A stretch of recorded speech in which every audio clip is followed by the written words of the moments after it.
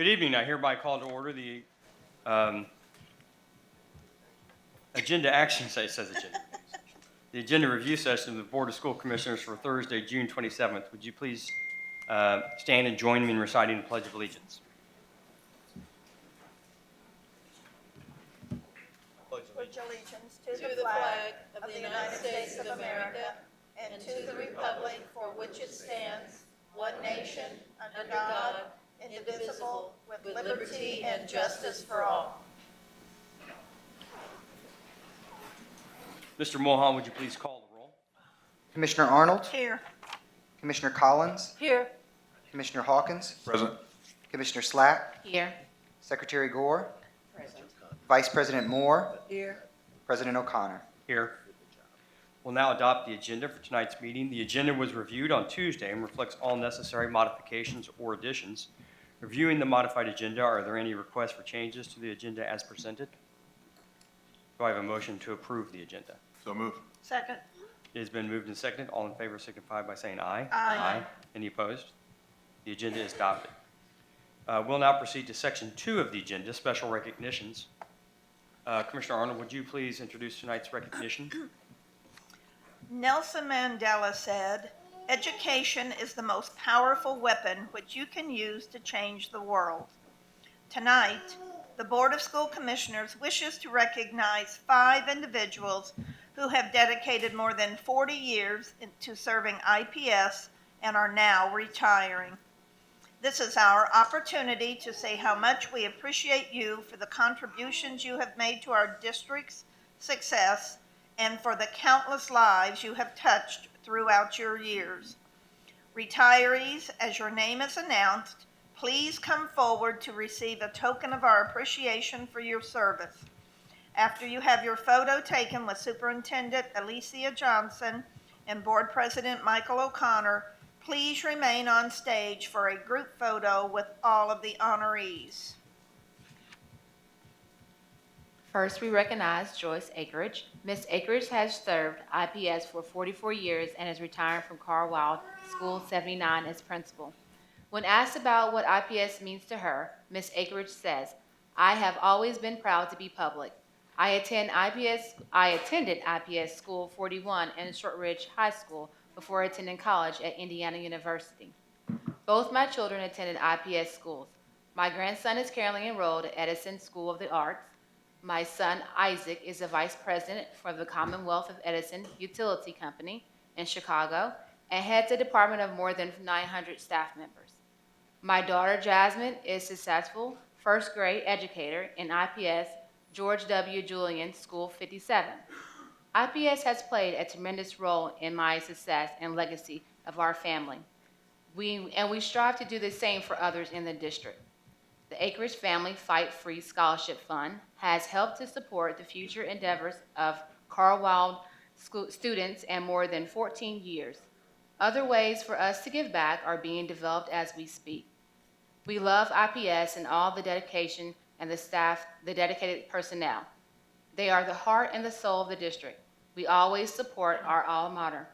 We are proud to be public at Team IPS.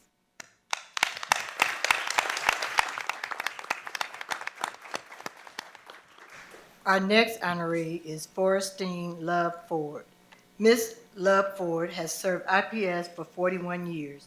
She's retiring from Charles W. Fairbanks School 105 as a special education teacher. When asked about a special IPS memory, Ms. Ford said, "It wasn't one thing, but everything that brought me back to school every day. I worked with pre-K students for 30 years, and when my babies entered the classroom each day with that twinkle in their eyes, bodies in motion, and eager to learn, it made me so happy. When a student is eager to grasp a concept and grow through their experience, it fulfills my heart and let me know I'm making a difference in their lives." Ms. Florestine Love Ford.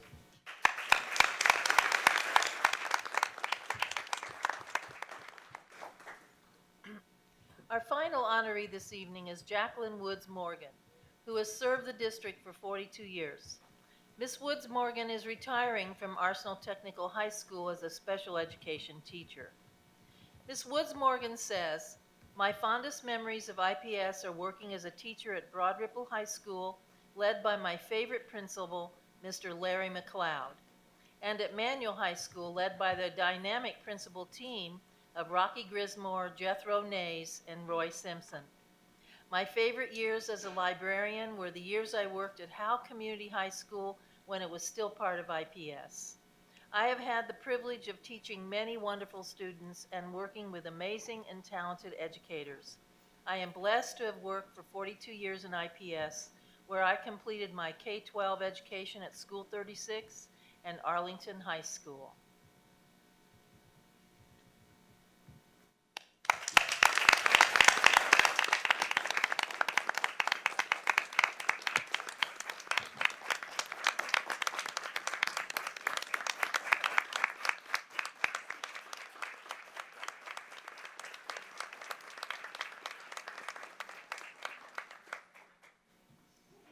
Unfortunately, not all of our retirees were able to join us this evening, but we want to recognize their tenure and thank them for their service to the students and families of IPS.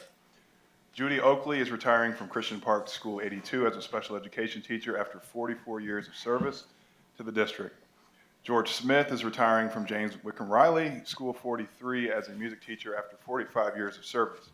Although we are sad to see these dedicated members of our families leave, the Board of School Commissioners extends our best wishes to each of you as you enter this new and hopefully joyous stage of your lives.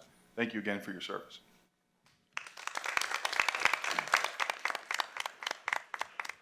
It's an impressive group, and I think we figured out with the three that were with us tonight, it was 126 years of total service to IPS, which is phenomenal. Moving to Section 3, does any commissioner wish to offer opening comments this evening? Before we move from commissioner comments, Chief Garner is hanging out in the hallway. Could I ask Chief Garner to step in? He's reluctantly stepping into the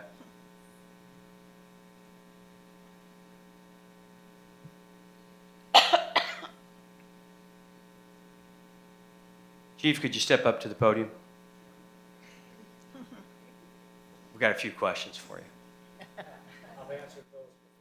Well, he wasn't recognized in tonight's retirement as among tonight's retirement honorees. I'd like to take a moment to recognize the service of IPS Police Chief Steve Garner, who recently announced his retirement.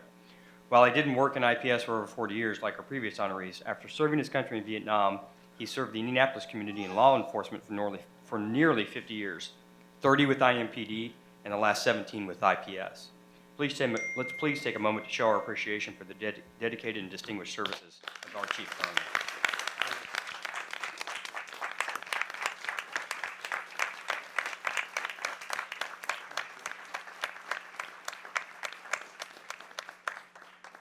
Thank you, Chief, and we wish you well in your retirement. Thank you. Thank you. We will now receive public comment from those individuals who have signed up to offer comments to the board this evening. I will remind our speakers that you are allowed 3 minutes to offer comments to the board. A timer will start when you begin, and I ask that you briefly conclude your remarks when you hear the timer go off. Comments should be directed to the board collectively, should not be abusive or disruptive, and should not address a topic that might be of a confidential nature or that would compromise the impartiality of the board. I will also remind our speakers that while the board is happy to receive your comments, we will not respond or answer questions at this time. If you signed up to speak on a particular topic on tonight's agenda, you will be called to speak when that item is before the board. Please come to the podium and begin your comments when your name is called. Mr. Harris? Our first speaker this evening is Jason Johnson, followed by Devitrika Quinn.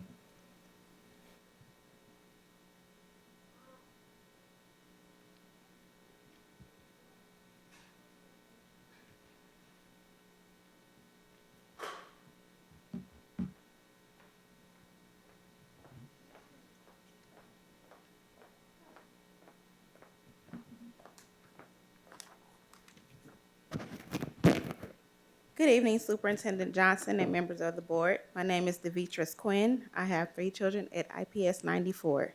I moved to Indianapolis about 3 years ago from St. Louis, Missouri, with no family, just myself and 3 small children. Knowing nothing to very little about Indianapolis, Since moving here, I've been told Indianapolis is a great place to raise a family. When you hear that, you think of security, great leadership, positive environment, great resources, and community support. Then you fast forward to thinking good schools and your children having a great education. After reviewing all three candidates, all have good and strong qualities with set strategies and goals. Yet, what sets the three apart is the experience Alicia has with IPS staff and students, plus the community involvement support she has demonstrated. As a parent, you want a superintendent involved with the community in which your child is raised and in schools where your child is being taught. When I think of Alicia Johnson, she is more than a superintendent. She's a role model, a great educator, great communicator, and leader. Ms. Johnson cares about her community, schools, principals, teachers, parents, and mostly important, our children. She is someone who recognizes that it does take a village to educate our children with great experience and knowledge of the district, students, and parents. Alicia Johnson will be a great superintendent for IPS School District. As a single mom and a caring parent, I support Alicia Johnson as our next superintendent, and thank you for choosing her as our leader. Thank you. Thank you.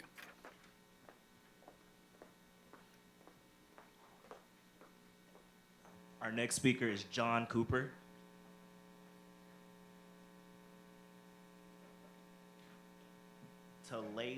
Talayah Johnson.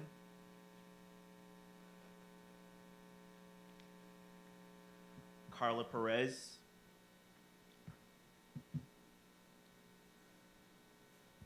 Latoya Tahiru.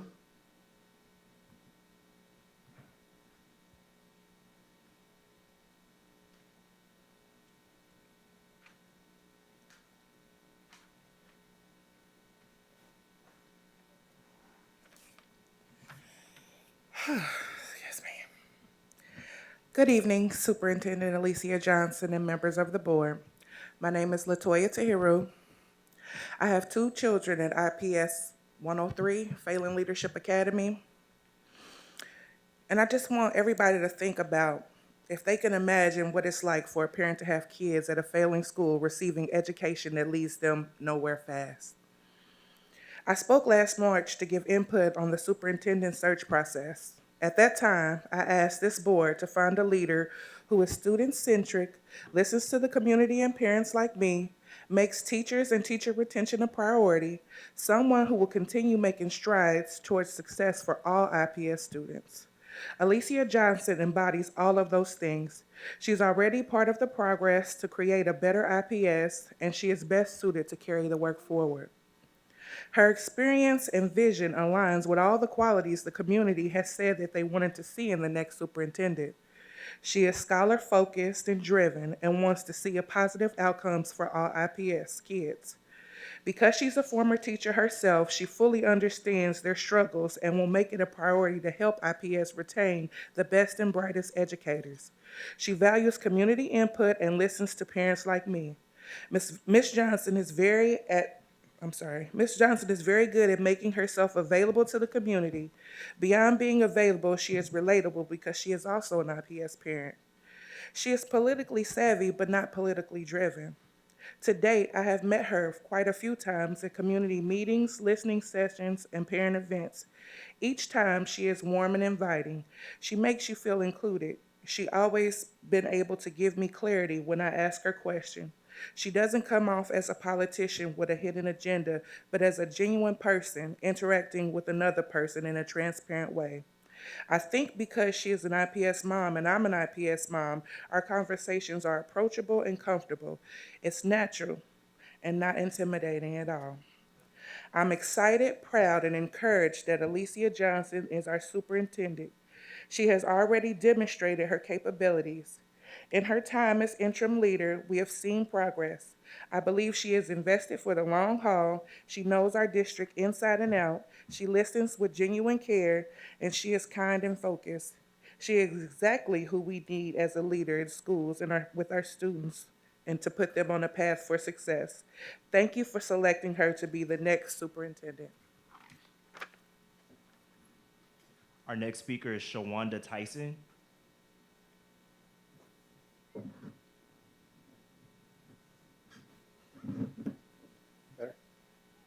Punitha Johnson.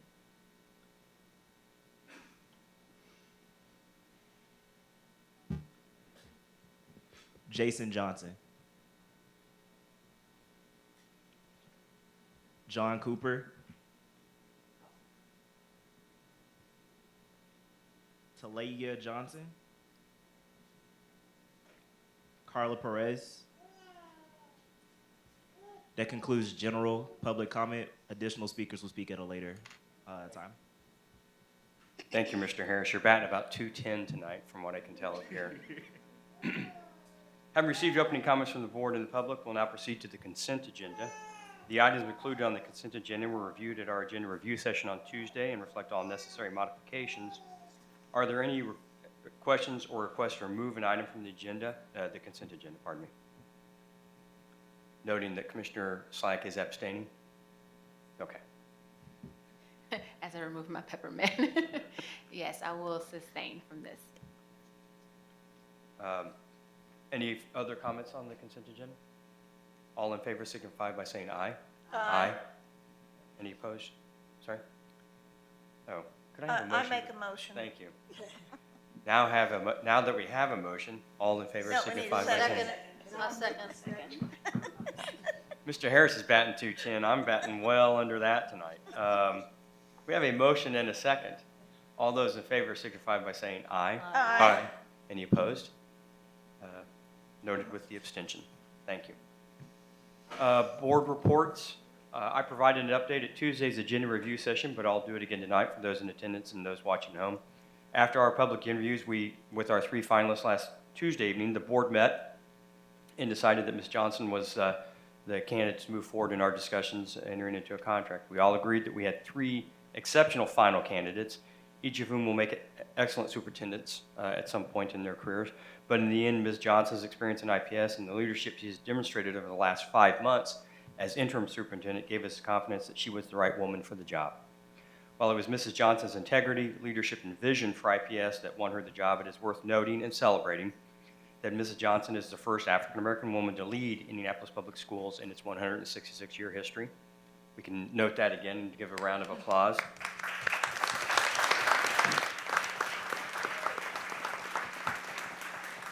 Ms. Johnson will be the 33rd individual to serve as superintendent of IPS, and we are finalizing the terms of a competitive employment agreement with Ms. Johnson. We'll notice and hold a public hearing on that contract in early July, with the expectation of approving the agreement and formally appointing Ms. Johnson as the superintendent at our July 25th action session.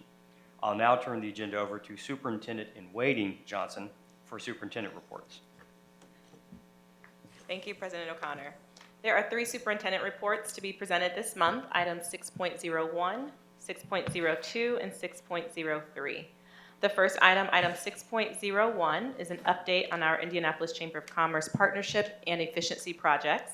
This is the quarterly update that we have committed to provide on the status of our partnership and the projects that are underway. And this presentation will be led by Dennis Tackett, and I believe joining him at some point will be Jason O'Neill and members of our policy analytics consulting team. So welcome, Dennis, to the mic.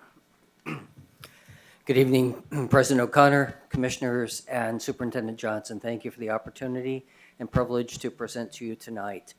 I bring to you tonight the efficiency initiative, the agreement, and set of agreements and initiatives prepared for the board, adopted by the board in conjunction with the Indianapolis Chamber of Commerce, and sponsored tonight by my consultant partners, to whom I'll turn in the event that you give me a question that I can't answer.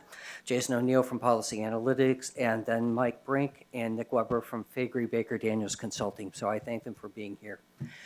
So with that, we'll begin with teacher and principal pay increases, then looking at the financial standing and future challenges, and then updates on specific projects, and then finally questions and answers and other discussion. Just a reminder, the objective is to eliminate the financial imbalance, the projected operating deficit over the next 8 years, in conjunction with the referendum that was passed in November and was effective January 1, 2019. We're happy to report first on teacher and principal pay increases upon which the referendum was predicated, that we would make substantial inroads into increasing teacher and principal pay. Happy to report this evening that the district average raise for teachers was 5%. This was effective and retroactively to August 1, 2018. The estimated impact, the annual impact on that budget at the time was $5 million. Moving into principals and assistant principals, you'll see that the district average was 13%. I want to stop and explain that very briefly. While certain levels of our principals were at or near their competitive salaries for neighboring districts and benchmarks throughout the state, there were other levels of principals, particularly at elementary and middle school, that were lagging and certainly far off from the competitive mark or assistant principals at each level. So you'll see a district average of 13%, and I just wanted to offer the reason behind that 13% being in excess of the 5% for teachers. The effective date will be very soon, July 1st, 2019. The timing is perfect. It has enabled human resources to recruit effectively with a new and competitive salary range, as well as spreading that word as being able to help us slow attrition and retain the good principals that we have. So thank you for the authorization to do that. The estimated budget impact was $2 million. What I'd like to also point out before leaving this slide is that the teacher salary increases were made based on funds already on hand. They were before any dollars would flow from the referendum. So it's important to note, I believe, that IPS and the Board of Commissioners and Superintendent Johnson acted in good faith, anticipating that the investment in teachers was exactly what they wanted to do, and they did it before any money flowed from the referendum. And then I would also add that the referendum, which is roughly $29 million on the operating referendum side of things, we've yet to receive those monies. The first half of those monies will be available on deposit with IPS approximately June 30th. So we're very close to receiving those monies, but nothing is in the bank just yet. With regard to teacher attrition update, this is most encouraging. It was one of the sub-objectives, if you will, that we were concerned with with regard to the modeling done by the consultants in conjunction with the chamber. We wanted to slow the attrition. We wanted to make sure that we found a way to attract and retain teachers, to attract and retain principals and assistant principals, so certainly teachers and school-based leaders. And so focusing just on teacher attrition, you will see 3 years, 17, 18, and 19, and you'll see the decline in 19. And there were a handful of reasons responsible for this type of improvement. In 18, we were moving from 7 high schools to 4. We also at the same time offered retirement incentives. Neither of those have been in place in 2019, and we also hope that this attrition has been slowed by the improved attention to salaries through the 5% average salary increase. I'm going to turn it over with regard to the projections. This is the work that Policy Analytics has done on our behalf, and at this time, I'll turn it over to Jason O'Neill, Senior Consultant with Policy Analytics.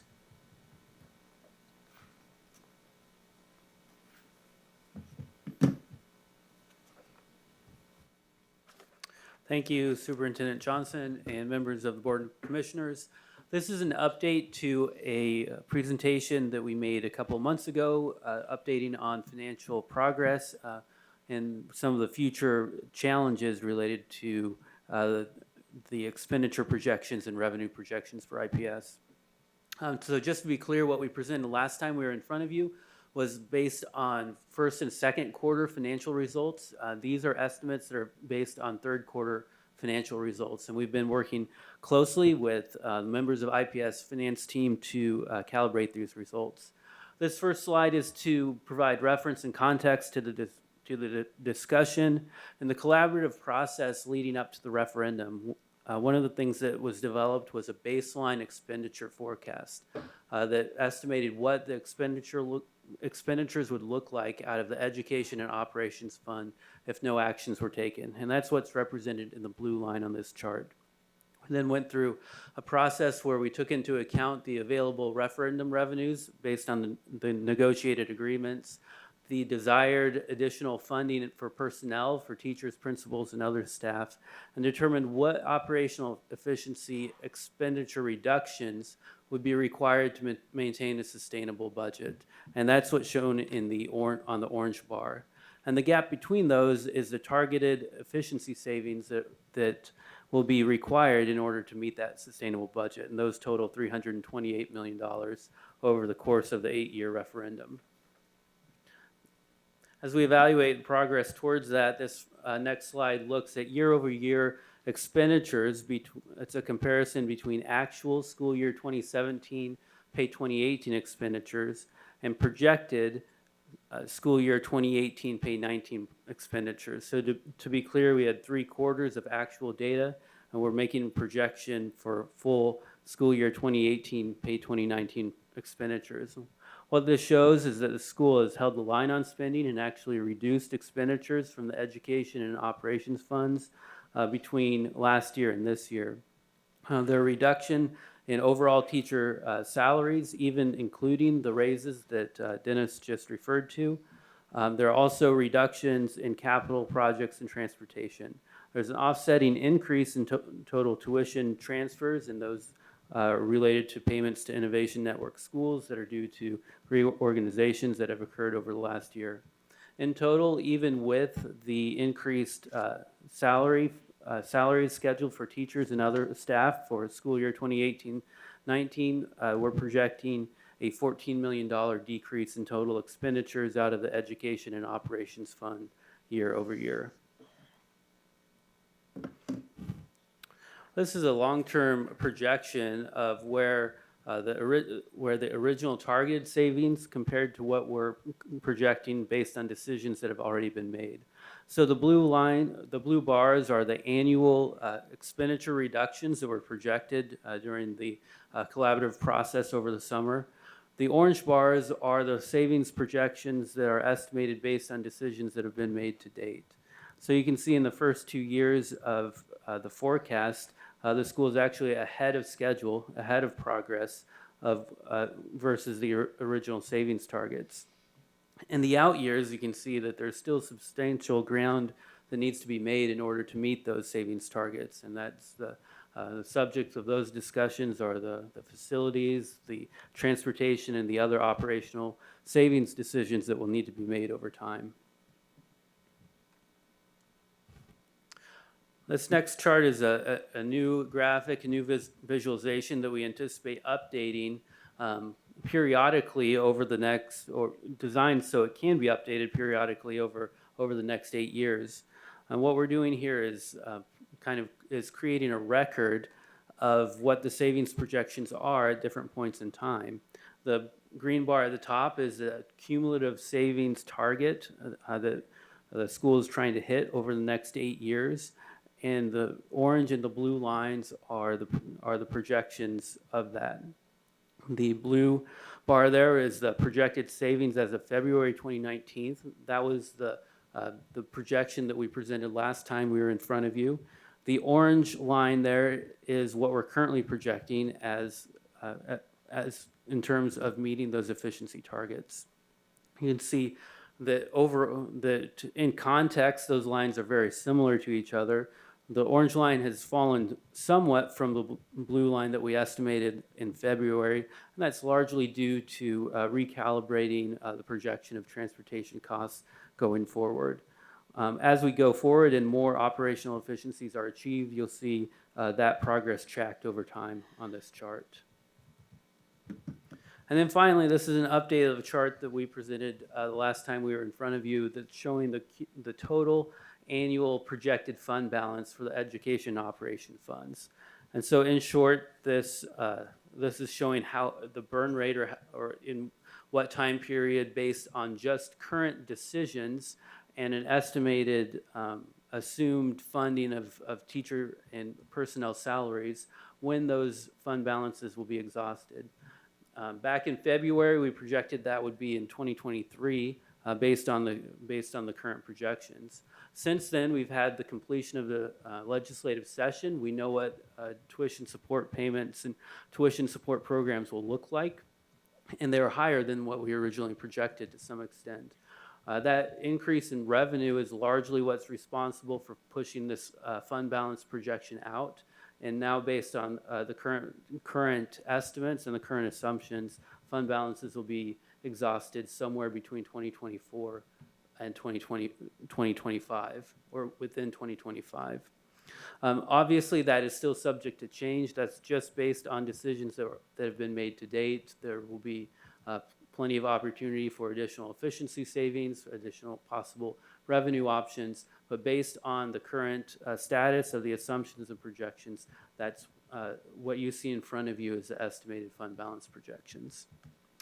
So that concludes the update on finances. Once Dennis is finished, we'll be happy to take questions on that.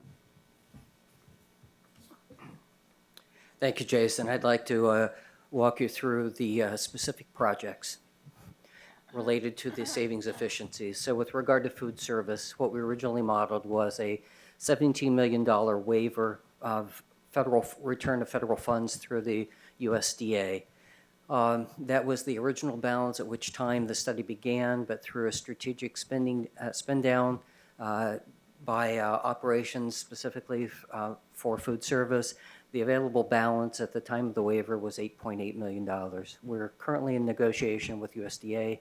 The waiver is on file, and we're in the second round of questions. We have responded for a second time, I believe, and so the outcome at this point, or the next steps, I should say, remain with USDA at this time. We're optimistic that this will still be decided during the summer months. With regard to facilities, there are a number of things underway. We had anticipated $97.2 million in savings over 8 years, with phase one actually beginning in the 21-22 timeframe, which we think is still likely to be on target. What we're doing right now with a number of facilities, most specifically, we're looking at a systems review of the building in which we are sitting right now, and we're looking at other related buildings on which the board will possibly take action this evening, such as John Marshall and Forest Manor. So those are the ones that are currently queued for near-term action. At the same time, we're working on developing a request for proposal for a master facility plan related to facility optimization, and we hope to bring that to you in August. With regard to transportation, we had modeled $111 million of savings over 8 years, beginning in 1920. 1920 is not a year that we will hit. We're looking more at possibly 2021 and certainly 21-22. I'd like to highlight the steps that have already been taken, the tasks accomplished, and the savings generated. That occurred in May of 18 when the board decided that they would move from 3 to 2 bell times, reduced a number of buses, reduced a number of routes, and the savings were already projected and recorded in Jason's earlier slide. So thank you for that initial and aggressive action, moving from 3-tier to 2-tier. The savings are already embedded and will continue.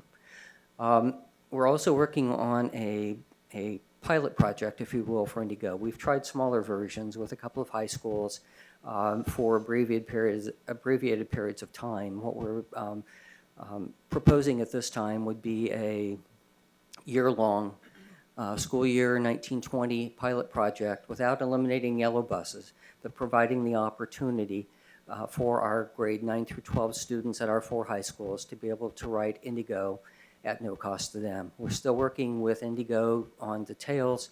We're working on logistics. We're working on communication. We're working on training for both faculty, for parents and students. but we hope to bring that to you in the very near future. I look forward to a long meeting next week, next Tuesday, where we hope to iron out almost each and every detail related to this pilot project, and look forward to reporting to you in the very near future about how this will all be implemented with your consideration and your approval. So look forward to that, and at the same time, we continue to work with Indigo in a collaborative, cooperative manner. I think we have a good working partnership as we look at longer term implementation, but that remains to be seen as to the timing, most likely a couple of years from now.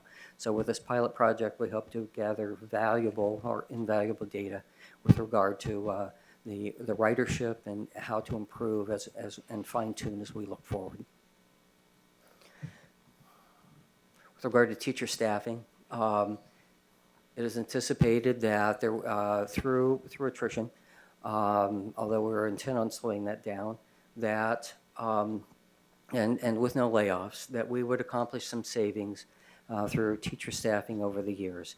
Part of this may be related to improved teacher retention, which we've already addressed, but the other part may have to do with examining class sizes along the way, and may in part be tied to facilities and future facilities decisions. With regard to healthcare, happy to report on behalf of my brother, Weston Young, what a great job he's doing on behalf of IPS. Weston, under his leadership, and Donna DiNorcio-Rigg, have done a great job of leading innovations in healthcare on behalf of IPS employees.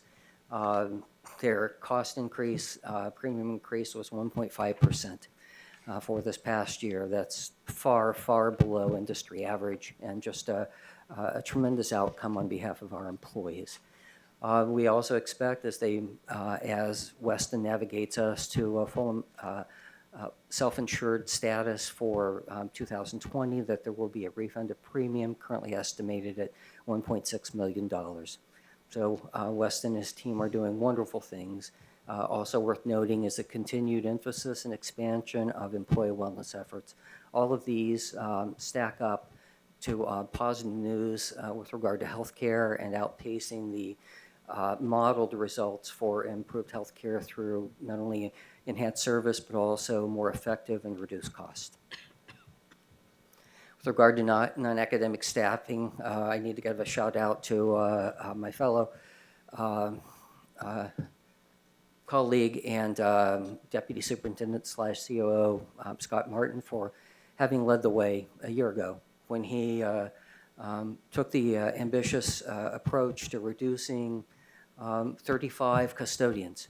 It was a bold move, and it was the start of what we need to do. So I want to thank you, Scott. And we continue to then, in efforts with Jason O'Neill and with Mindy Schlegel and her staff in HR, to work on defining how academic and non-academic personnel should be defined. One of the approaches, the most common and sustainable approach, and defensible in that regard as well, is to use the current Indiana State Board of Chart of Accounts. There are 4 phases or 4 categories within the Education and Operations Funds, and so if we follow those, and they're based on a State Board of Accounts function account status, it's very clear and easy to define how, using the pay codes and the funding source, as to whether employees are Education Fund, Operations Fund, and then with some internal rules and business rules being decided to determine if they're central office or supporting school and instructional needs. So that's taken a significant amount of time, but we're very close to having completed that action. So thanks to Mindy for her perseverance and to the fine support we received from Jason. With regard to information technology and back office, I need to give credit here to Mike Brink and Vagary Baker Daniels Consulting for his support in leading the way and making sure that we had RFPs that were out in time that followed the original calendar that was set forth with regard to these initiatives. So to date, we have selected a telecommunications auditor. That work is underway. We've selected an E-rate consultant. That work is underway. And we recently initiated a managed print service initiative across the district. So we'll be very busy this summer and into the next year with regard to touching and evaluating each and every copier, printer, scanning device within IPS, looking for efficiency through reduced cost per page, tightly defined maintenance contracts, and then also determining the number of devices in order to provide efficient delivery. So where are we to date? We're $11 million in advance of where we had been projected or modeled a year ago. So through 19 and forecasting ahead to 20, we appear to be $11 million in front of where we had anticipated to be. That is great news. As Jason reported, with the inclusion and the usage of the most currently available state tuition support for 2021, we've extended that by roughly 16 to 18 months. That timing for which we will run out of money in both operations and education. So with a remodeling, that move from 2023 to early 2024 or mid-24-25. Also, we look forward to bringing you back at the next quarterly update, revised property taxes. August 1, the assessed value for this next year will become available, and so Policy Analytics will remodel property tax revenues related TIFs and related cap losses so that we can bring this back to you. And at this point, we are optimistic that we'll be bringing you positive news with regard to tax revenues. Still work to be done on transportation and facility savings. We're working hard behind the scenes to outline, to define, and then to provide logistic and communication plans for introducing and implementing efforts with regard to transportation and facilities. Questions for Jason or for me? Commissioner Arnold? Back on the information you shared about the potential to increase class size, I remember when the initial conversation between the Chamber and IPS, there seemed to be some confusion on how that was computed. In some cases, it was, let's take all the children in a school and divide it by the number of adults, which didn't always correlate, I know, to specific classroom. Has there been any further discussion or definition of class size? Because I know that's a big issue, and I know, it's great if we give teachers increases, but if we're going to potentially increase class size, we could shoot ourselves in the foot. So talk to me just a little bit about the whole class size and student to teacher ratio and how that's being looked at and determined. It's a great question, Commissioner Arnold. Thank you for the opportunity to respond. What was modeled isn't necessarily what we will use. We need to revisit. We need to make sure that we have revisited and that we are consistent in our understanding of the definition of student-teacher ratio. Things were done at the time of modeling that we need to go back and visit for accuracy of definition. At the same time, we also want to revisit the modeling that was done with regard, or not modeling, but the analysis and the comparative analysis that was done with our peers, not only in Marion County, but then other schools that are more similarly situated to us with regard to student size throughout Indiana. So I would say that we haven't touched this. I would say that it remains an objective, but we need to go back and we need to take a closer look. It's an objective or a sub-objective of an operational efficiency, but no action has taken place, nor will we until we can sit down and do pretty much a fresh start. Thank you. You're welcome. Commissioner Collins? Thank you, Dennis, for all this information. I just would like some clarification on slide 11. And in the red print, it says slightly worsened projection largely due to increased transportation cost estimate. And can you clarify what's that based on? If the Indigo is a go and more students use Indigo, then are we looking at maybe the cost of that being higher, or what is, can you clarify the red It's- print? I sure can. Thank you, Commissioner Collins. This is a fine question and a very timely question. What is happening is that with our current provider, we're in negotiation. Our current provider, while it remains in a legal negotiation situation, they are seeking a labor increase, a labor rate increase. We have one more year on this contract, and we anticipate that looking forward that whatever labor increase is settled upon with our current provider, that we need to build that in for the future. So if when we in the fall bring or winter bring you an RFP for transportation services, because the current contract expires June 30th, 2020, we have revisited with regard to labor costs, projecting out for a future vendor, whether it's the current or a successor vendor. Okay, thank you. To follow Thank up on you. that before I get to, that's reflected in the upward pressure on driver salaries. Yes, Yeah. in order to be competitive. Commissioner Moore? Right. Can I follow up on that? Yeah, yeah. I just want to follow up on, I thought one of the things that you guys indicated on the transportation piece was that when we went out that we could renegotiate all these contracts for transportation, we would see a significant decrease. So am I now hearing you say that based on what our vendors are asking us now, that there would not be an increase if we had contracted all of our transportation out? Because if I remember, that was part of the dollar amount. Am I not correct? We thought we would be able to sustain the savings that began last summer. But it looks like it's not. Is that right? We're concerned that, based on current negotiations, that we will get back some of that savings.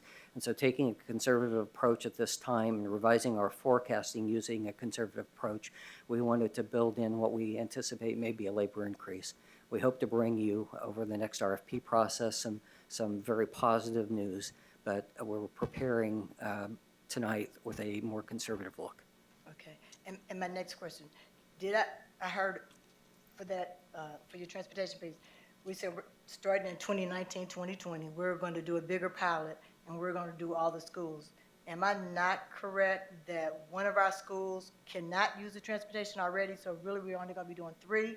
I thought they could not transport the kids at Crispus Attucks. Isn't that right? It's either Attucks or Washington. I'm not sure which one. Commissioner Moore, you're spot on. Part of the Indigo build-out plan, the red line, and then subsequent blue and purple, will provide excellent service, or have the potential to provide excellent service to Shortridge, to Tech, and to Washington. Okay. Attucks remains the outlier in that regard. And so there are some things that we're looking at, and we continue to be in conversation with Indigo. We've not let go of that. And with the pilot project, because this will be strictly voluntary, we anticipate our plan, to give Indigo passes to all 9 through 12 students, irrespective of which school they attend. So they will have the option with specific regard to Attucks. So the drop-off spots are approximately half a mile away compared to front door. So we're going to continue to study that. It may be closer to a quarter of a mile. I'm not sure. I've driven it, but I've not walked it. So we continue to look, and we continue to hold conversation on that very topic with Indigo regarding the need to serve Attucks equally well. You're welcome. Commissioner Gore? I think transportation must be kind of popular tonight. Yes, Based ma'am. on that and just kind of tagging in on them, with slide 16, with the usage of Indigo and using our yellow buses, will that not reduce our ridership? And is that not still going to be costly for us? Where do I need to point this? I apologize. Ha, okay. I'm new here. I apologize. That's okay. Thank you. I was just looking at the risk area.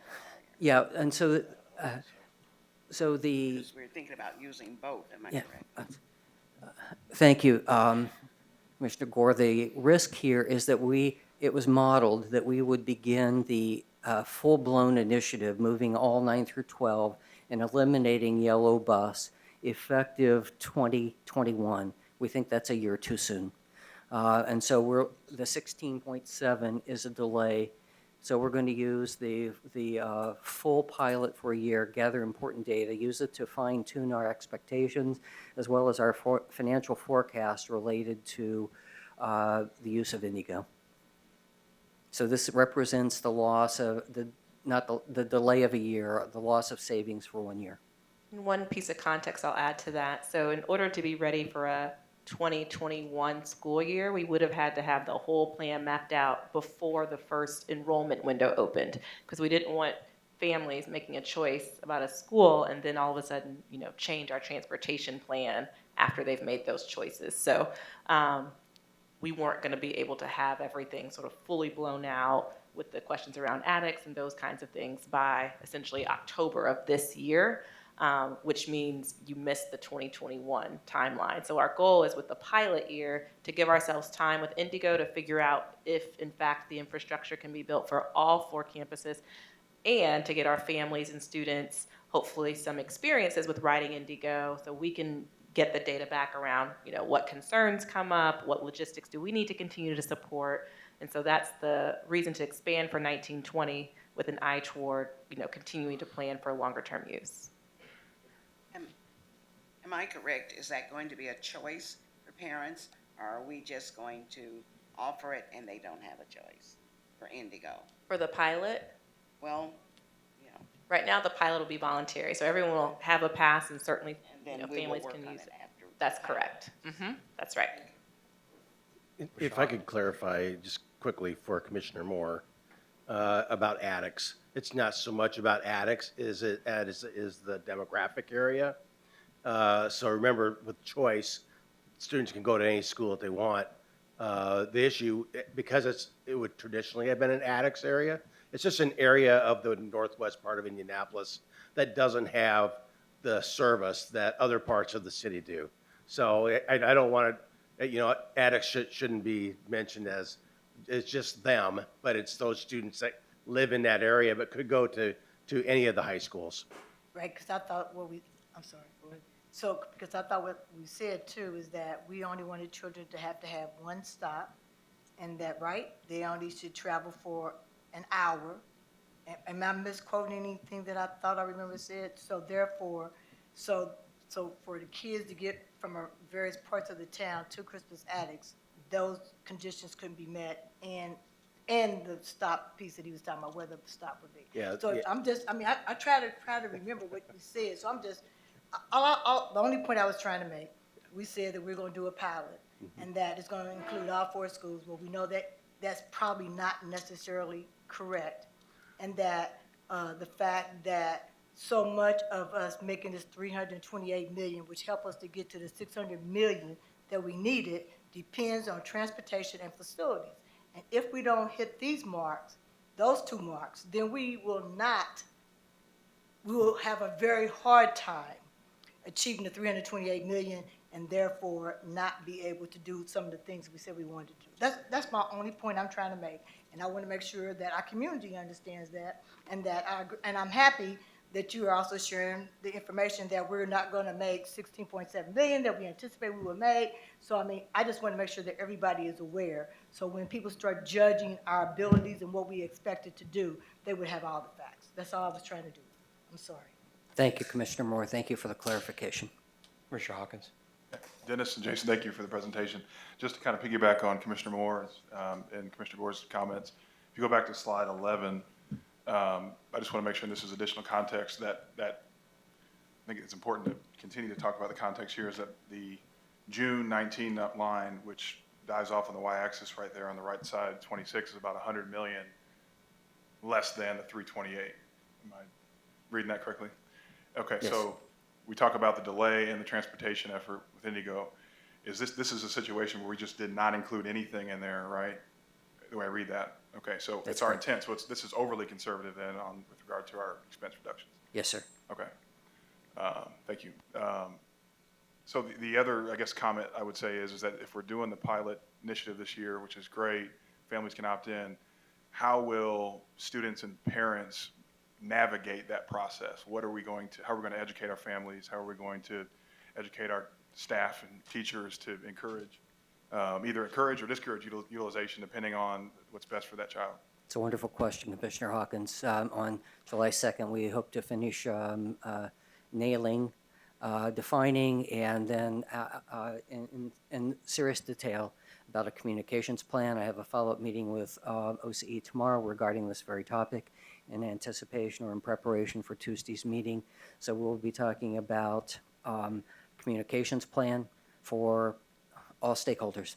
We will, through our partnership with Indigo, they will provide representatives who will help students and faculty and parents with ridership.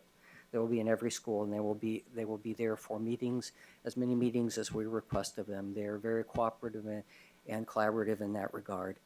We will have an employee in each building.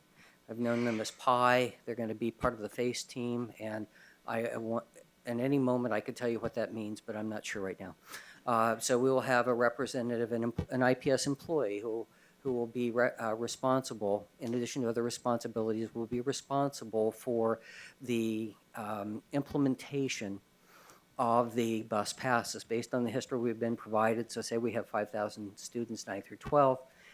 Based on history shared with us by Indigo, 75% of those students will lose their first card, and 50% of that 75% will lose their second card. So my point in saying that is it's not a one-time thing, and so this will be a year-long, everyday support function, so that as students need to have their cards replaced, we will be there. It will also ensure communication and flow of data between Indigo and IPS. So we learned some things with our abbreviated attempts at pilots with Shortridge and Tech.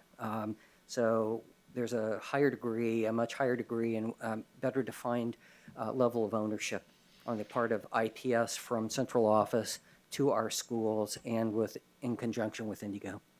Thank you. And I just want to respond or comment and just acknowledge that I'm glad to hear you say that acknowledging what we might have learned from the last go around from the pilot Yes. effort. And I mean, we've got one shot to do this really well. So I just encourage that we are very intentional, and a concern that I do have is that if utilization's high, do we have will we overload an individual or individuals? But it sounds like we're trying to think about being agile and flexible to respond to the needs. But I would also just encourage that if there's data flowing information, that we make sure that parents are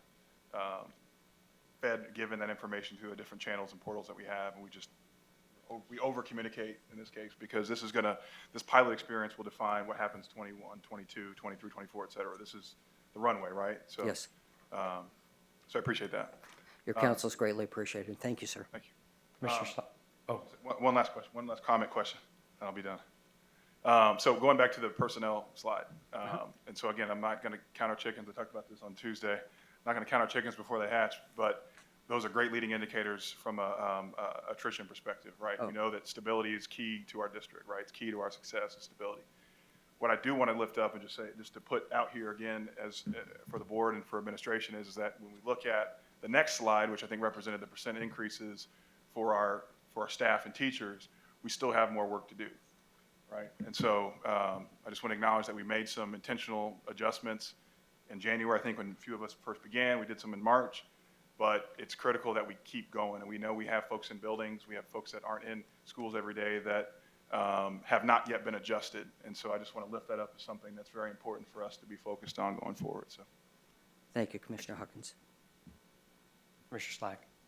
Thank you.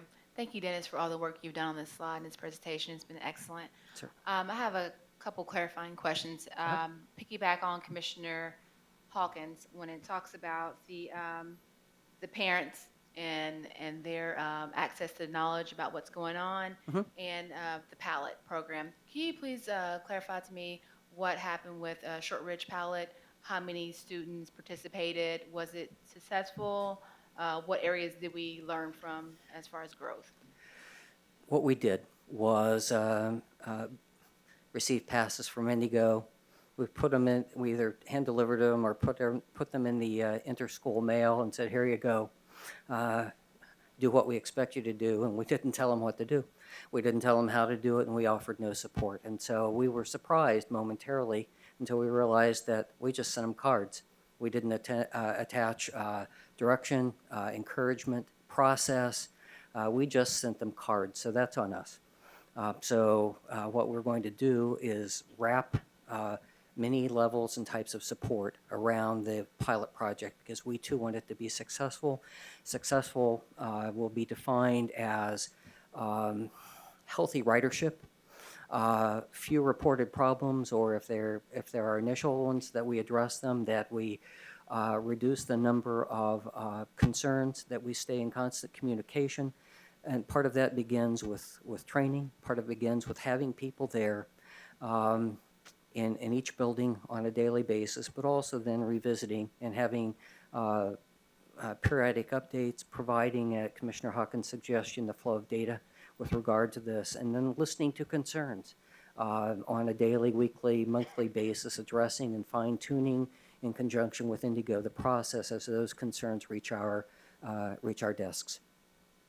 And as a parent, I know that the most difficult issue would be safety. Yes. I know we're working hard on what that looks like and how it will be flushed out.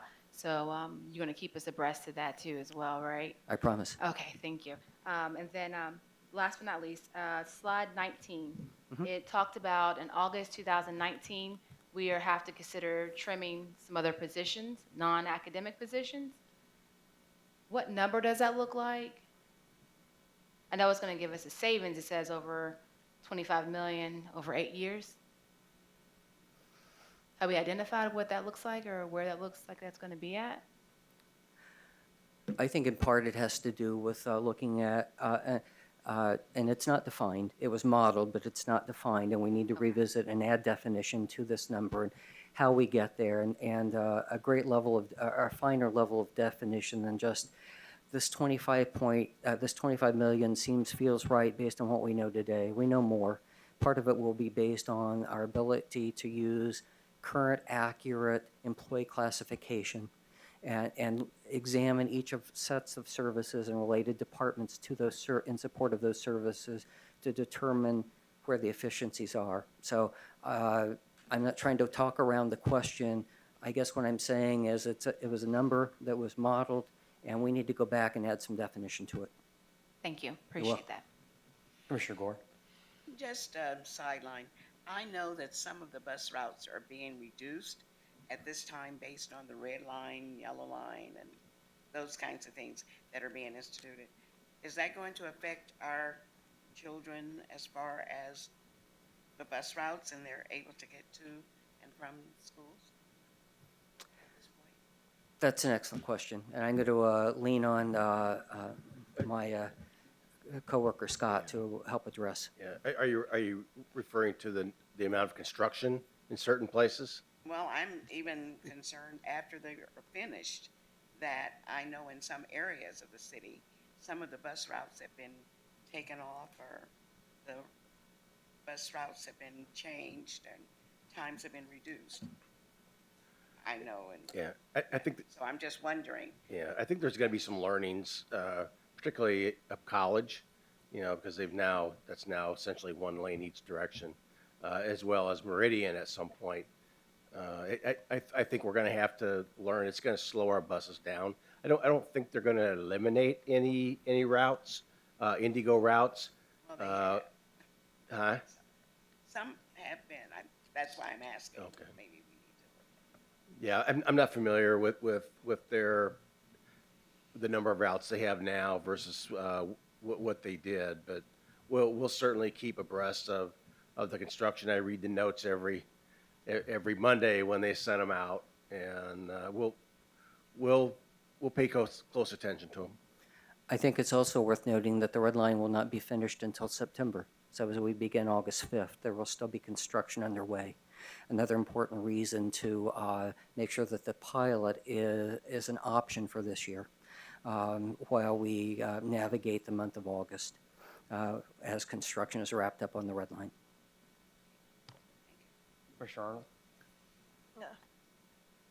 Just want to say I appreciate you looking into and continuing to focus on the classroom size, and hope that you'll get back with us as that unfolds. But on the transportation, one of the issues that's been brought to my attention is some parents would like their children to use Indigo or would be amenable to that, but from their house to where the bus stop is for Indigo is not a good route. No sidewalks, busy streets, or whatever. So is that also being taken into consideration of how do we circumvent those kinds of issues that parents might be interested in the prospect, but they have a concern about their child walking 7/10 of a mile? I believe it's 7/10 of a mile that they would have to go to potentially early in the morning with no sidewalks or potentially dangerous territory. Thank you, Commissioner Arnold.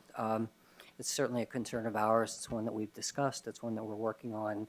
One of the things that we have done is that we have overlaid the Indigo routes onto our district map. We're working on with Indigo on bus stop placements. We're also working on with them in conjunction with times. So we'll do our best to address the safety concerns that you have raised. We've certainly been talking about them for a period of months now. Thank you. Commissioner Collins? Dennis, you mentioned that there would be someone in the schools who could help kids who have lost their cards and that kind of thing. And you also, in that same statement somewhere, you mentioned the pies. Now, is that going to be a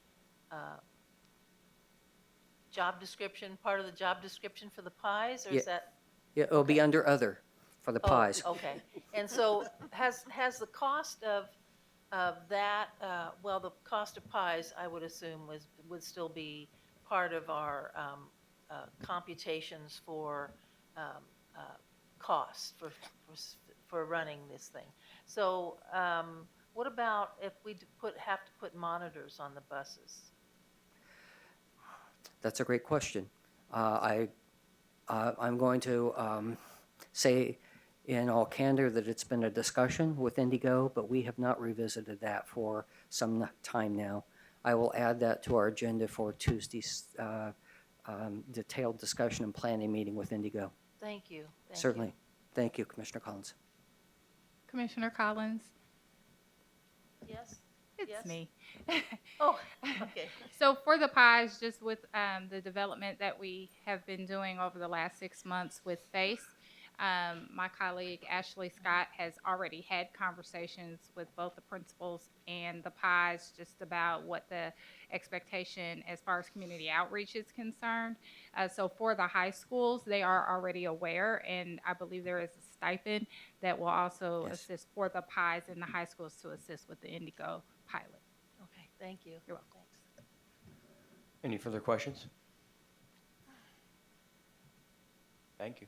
Thank you for this opportunity. Thank you. Thank you, Dennis. Thank you, Dennis. Thank you, Jason. Michael Huber from the Chamber was also here this evening, so just want to recognize him and thank them for their continued support. Item 6.02 is an update on elements of our school year 18-19 performance with a specific highlight on our end-of-year results of the common interim assessment our students took in Nwa Map, as well as information on the Panorama School Culture and Climate Survey that we administered district-wide for the very first time during the second semester of the year. This presentation will be led by Andrew Strope, our Performance and Continuous Improvement Officer, along with Sharena Chang, our Director of School Quality. Thank you, Superintendent Johnson. Good evening, Commissioners. Good to see you again. We spoke in March about a lot of these topics, so a lot of the slides you're going to see are very similar for consistency's sake, although I'm very excited to come talk to you again about a lot of updates around performance. And I think this is just a very, very, very important conversation that we're able to bring to you and will continue bringing to you over time. So thank you for for the time. So I'll dive a little bit into performance and continuous improvement, or PCI, our department, as that has been a big restructuring that we've been working on this year. It's a mouthful, so I will say PCI from now on, otherwise I'll screw it up over and over. And then I'll dive into interim assessment strategy, or NWEA, and then my colleague Sharena will dive into Panorama. So our department, there's a lot to this, and these are all the work streams, so happy to answer any questions about these at any time, but I'll hone in on a couple pieces. One, the assessment strategy column, what is starred there is the interim assessment strategy. So really been building that out this year, and so you'll hear about that tonight with NWA. And then in the continuous improvement column, the Panorama Culture and Climate Surveys, as Alicia mentioned, this is the first year of implementation. And so the kind of big takeaway on this restructuring, this was formerly our Research Evaluation and Assessment Division. And one of the things we noticed is we really need to push harder related to performance and continuous improvement. And that's what you're seeing here. And so both things we're discussing tonight are in their first year of implementation. So I want to give a shout out to my team, as we've been shifting a lot this year, and we've had a lot of changes and have been carrying some pretty big loads. And so we're very excited to talk to you about those. You saw this graphic in March to try to just break down kind of performance in an organization this large. Starting at the top of the pyramid there is accountability, right? And an example of that would be the A to F model, which you're all familiar with. That comes out once a year and is very much based on iLearn and some other things. And so one of the things that we're working very hard on internally is how do we break that down for our internal context, our teachers, our principals, our students.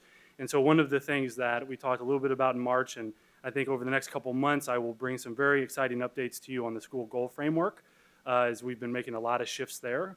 And then going a little bit deeper, thinking about how do you progress monitor, right? Which is really continuous improvement. You need constant data to make decisions. And so these two things we're going to talk about today are kind of at the bottom of that pyramid, which is, how do we progress monitor to then inform school level goals, which should show up in accountability, which is the top of that pyramid. So now to dive into the interim assessment strategy with NWEA. So I'll let you read that left-hand side of the column. I'll focus on the right, just because I want to be very intentional with the use of the word interim assessment. So at the top of that pyramid, you have summative, which is given once a year, and that an example of that would be iLearn, what was formerly iStep. So it's given once a year. It's kind of, here's what you know. Obviously, that's administered by the state. Interim is that second piece of the pyramid there. That's what NWEA is, which is the strategy we've been building out this year.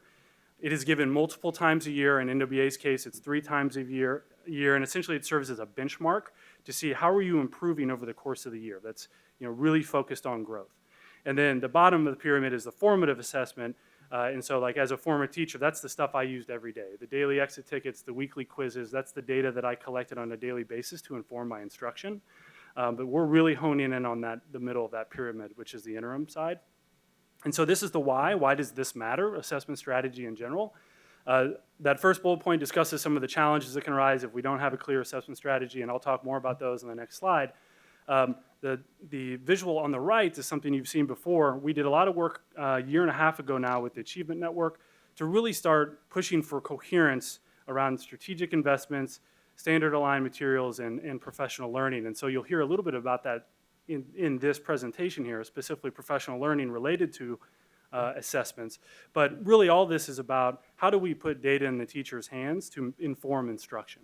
And so this strategy, I think, is very, very important. All right, so here's the how. So where were we before? And again, this is a very similar slide to what you've seen. So before this current school year, and I keep saying this current school year, it's 18-19 school year, so I guess that's really last school year. We had some challenges around assessments. One was a volume challenge. We had multiple assessment vendors in the field. And again, I'm talking about interim assessments. And as you can imagine, when you have that kind of a challenge, it is really difficult to support. Our resources are spread very, very thin, and so we knew we needed to address that. And then we had a quality challenge. So we had ANET come in. They do this work nationally to kind of look at what is the quality of those vendors in the field. And there were a few assessment vendors we were using that we could definitely do better, right? So that's where we kind of came to NWEA as a solution. And then an implementation challenges. So really the first two challenges will push to, it's hard to implement something that is so kind of fractured. And so again, that was really before this last school year. So where are we now, or essentially where are we now at the end of school year 18-19? All of our schools are taking NWEA assessments for math and reading, And it's important to know that principals made this choice unanimously. So about this time last year, I stood in front of principals and kind of gave them an option of a few high-quality vendors, and they all chose NWA. And a few of you are probably familiar with NWA as parents. It is used across the state, across the nation, and actually internationally, so it's a really high-quality assessment. We implemented this grades 3 through 10 all year, and so every school is taking that. And as Alicia mentioned, this is first full year of full-scale implementation, so it was a pretty big lift, and we're excited to move forward. And then I've talked a little bit about the rationale there, but essentially we have greater alignment.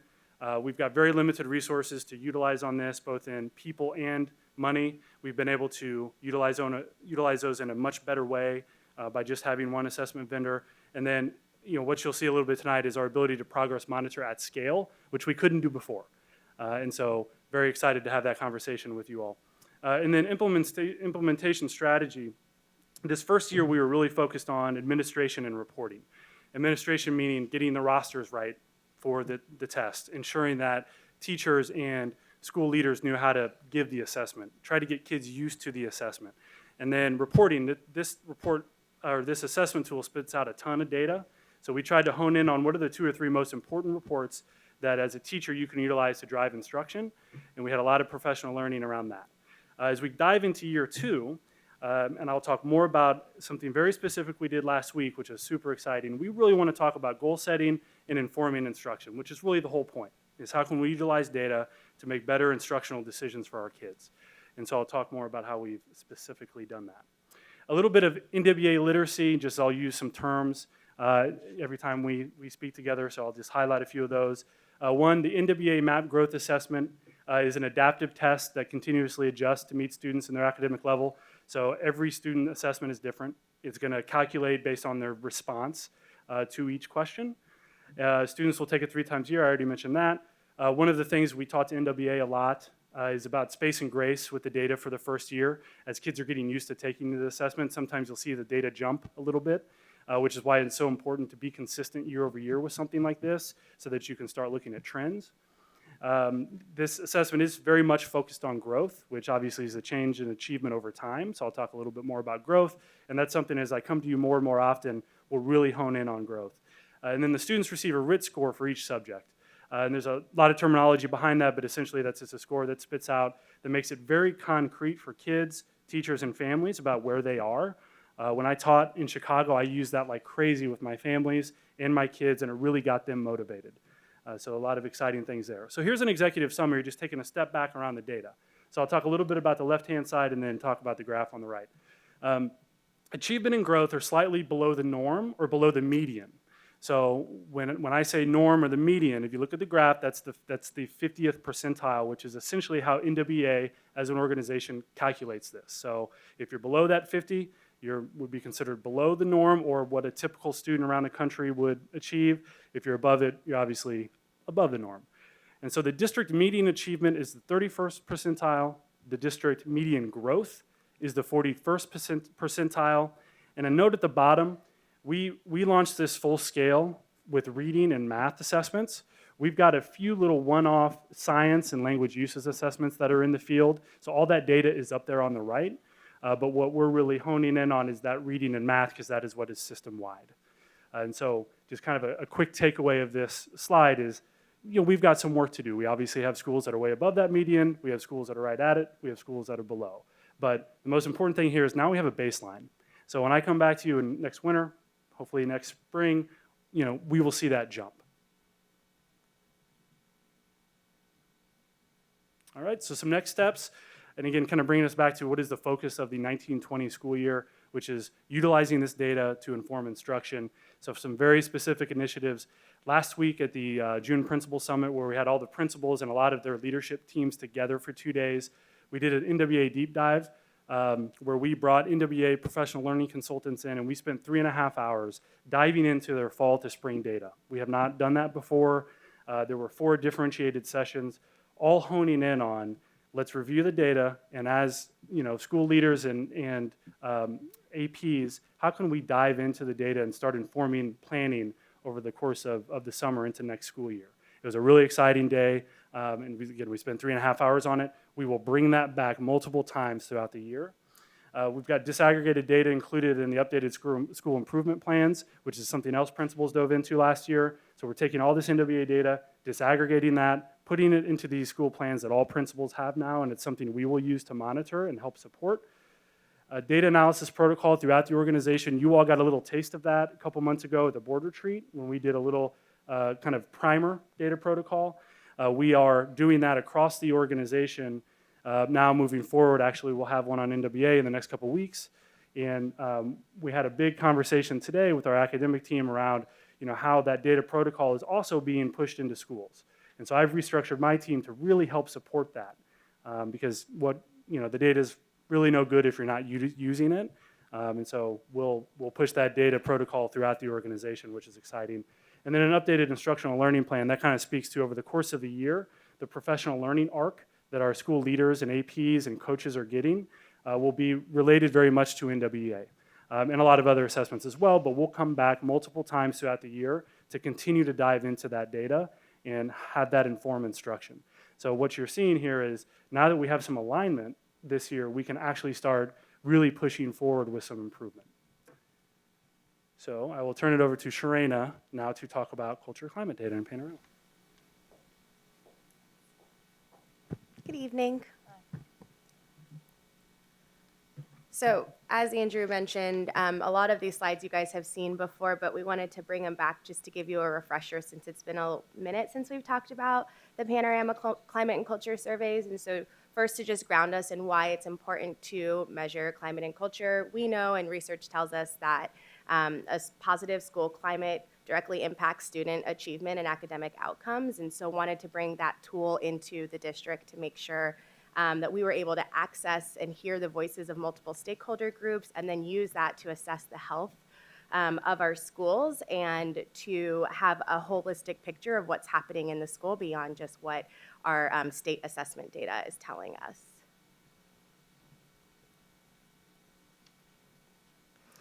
So a little bit about the vendor that we used. We are working with Panorama Education, so we did a lot of research on different survey vendors that we could have worked with, and Panorama turned out to be the best fit for our district. One, because they have extensive work with several other districts that you can see on the right, and also they have this really exceptional platform that we have access to that is super interactive, and it helps with our analysis of the data and action planning, and we'll talk a little bit about, and we'll see some of what that platform looks like in the presentation. I'm struggling so. Okay.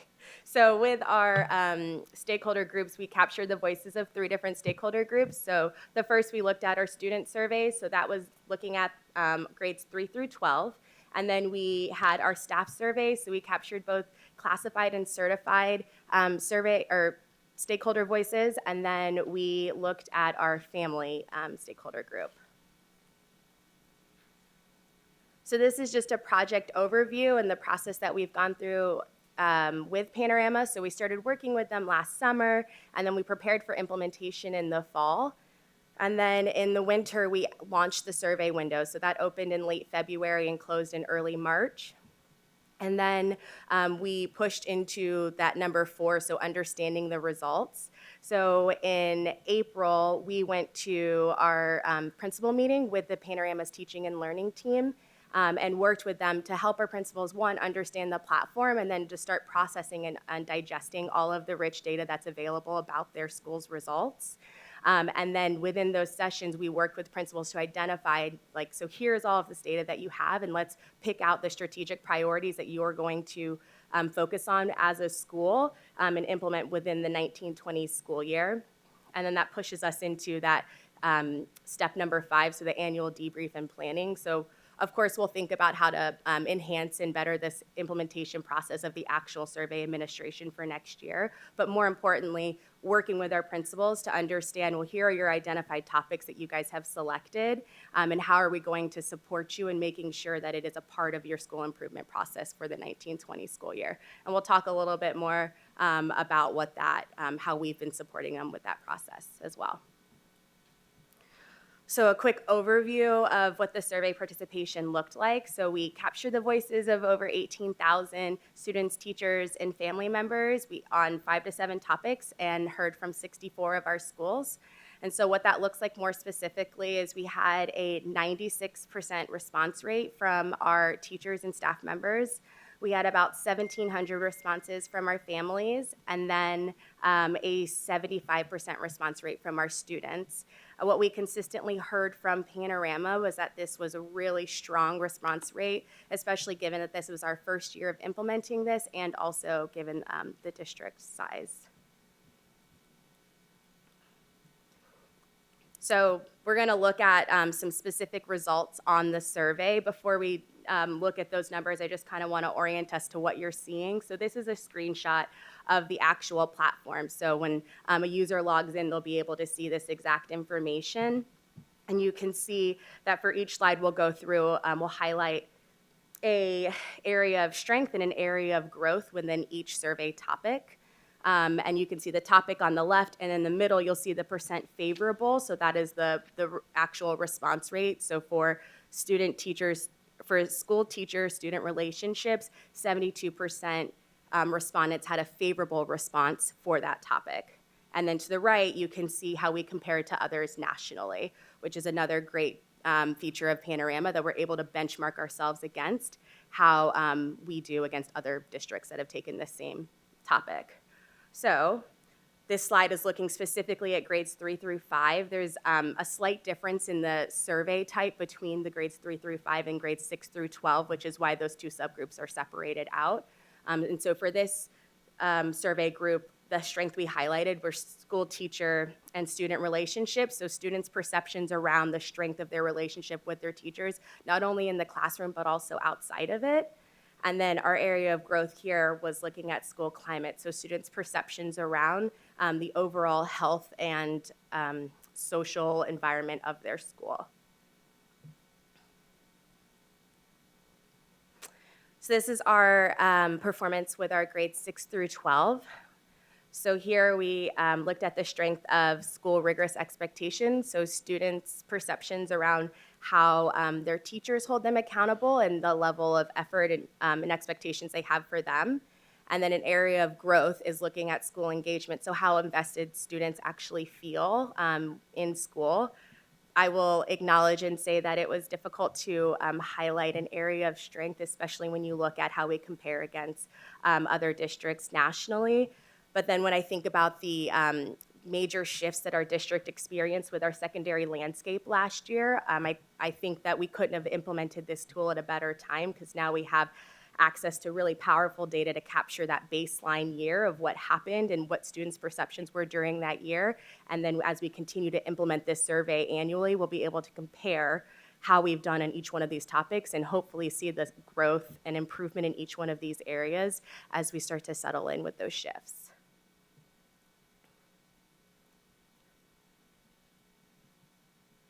So the next one is looking at our classified staff. So again, this is two different survey types, so this is specific for classified. The area of strength there is the classified folks' perceptions around their relationships with their leadership teams. So you can see 72% response favorable.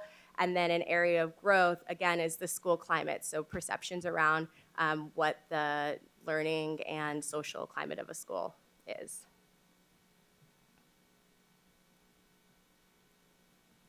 And then for our certified staff, you can see an area of strength is educating all students. So staff's perceptions around their readiness and ability to support all students from diverse backgrounds. And then again, our area of growth is a theme here, is school climate.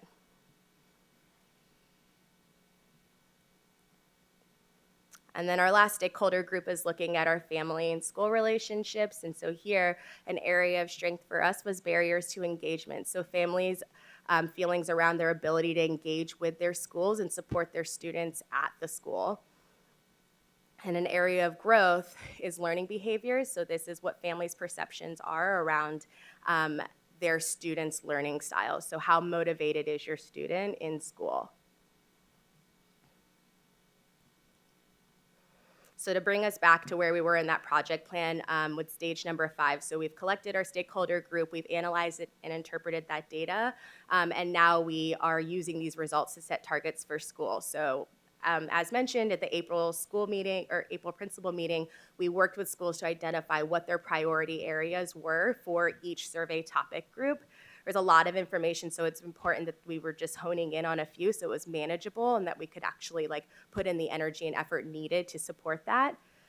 And so what you'll see on this next slide is an example of the information that was inputted into a school improvement plan. So every school was provided a school improvement plan template, and within those templates, there's a panorama tab for them to use. And so in that tab, this is fake data that we have up here, but you put in your selected topic. You then worked with your leadership teams to do root cause analysis on what could be causing that, and then identified if it was actionable and impactful. And so this way you have multiple folks with the principal and their leadership team looking at this school improvement plan and making sure that it is a living, breathing document that they continuously use in their data conversations and throughout their learning and their building.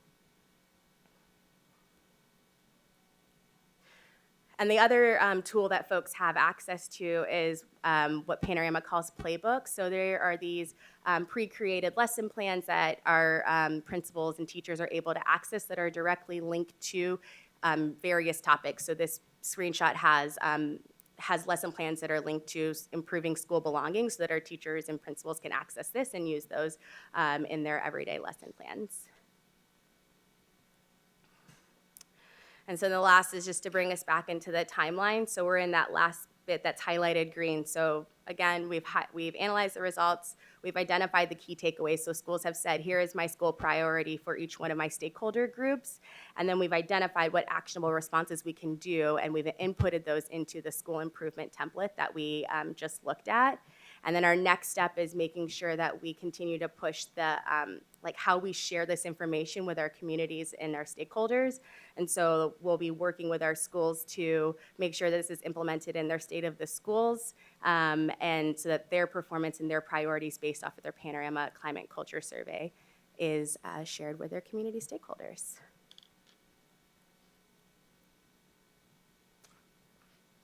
I'm ready for questions. Commissioner Collins. This is very interesting to me, so thank you. And I may repeat myself to a certain degree, but I'm wondering how is the information, for instance, 56% and in the 50% range, everyone said school climate was in that range. So what is school climate? How do you define school climate? And who are the instruments of change, if you will? Is it just the leaders, school leaders? They can see all of the items, or are students and parents and somehow others engaged in this? Or okay, and then going back to my first question, then how do you know what is meant by school climate in responses? Would you repeat the second question? How do I know what school climate is? Yeah, and how is it defined? How is it people are responding to specific questions, and then that goes into some category of school climate. But then how is that brought back out to look at?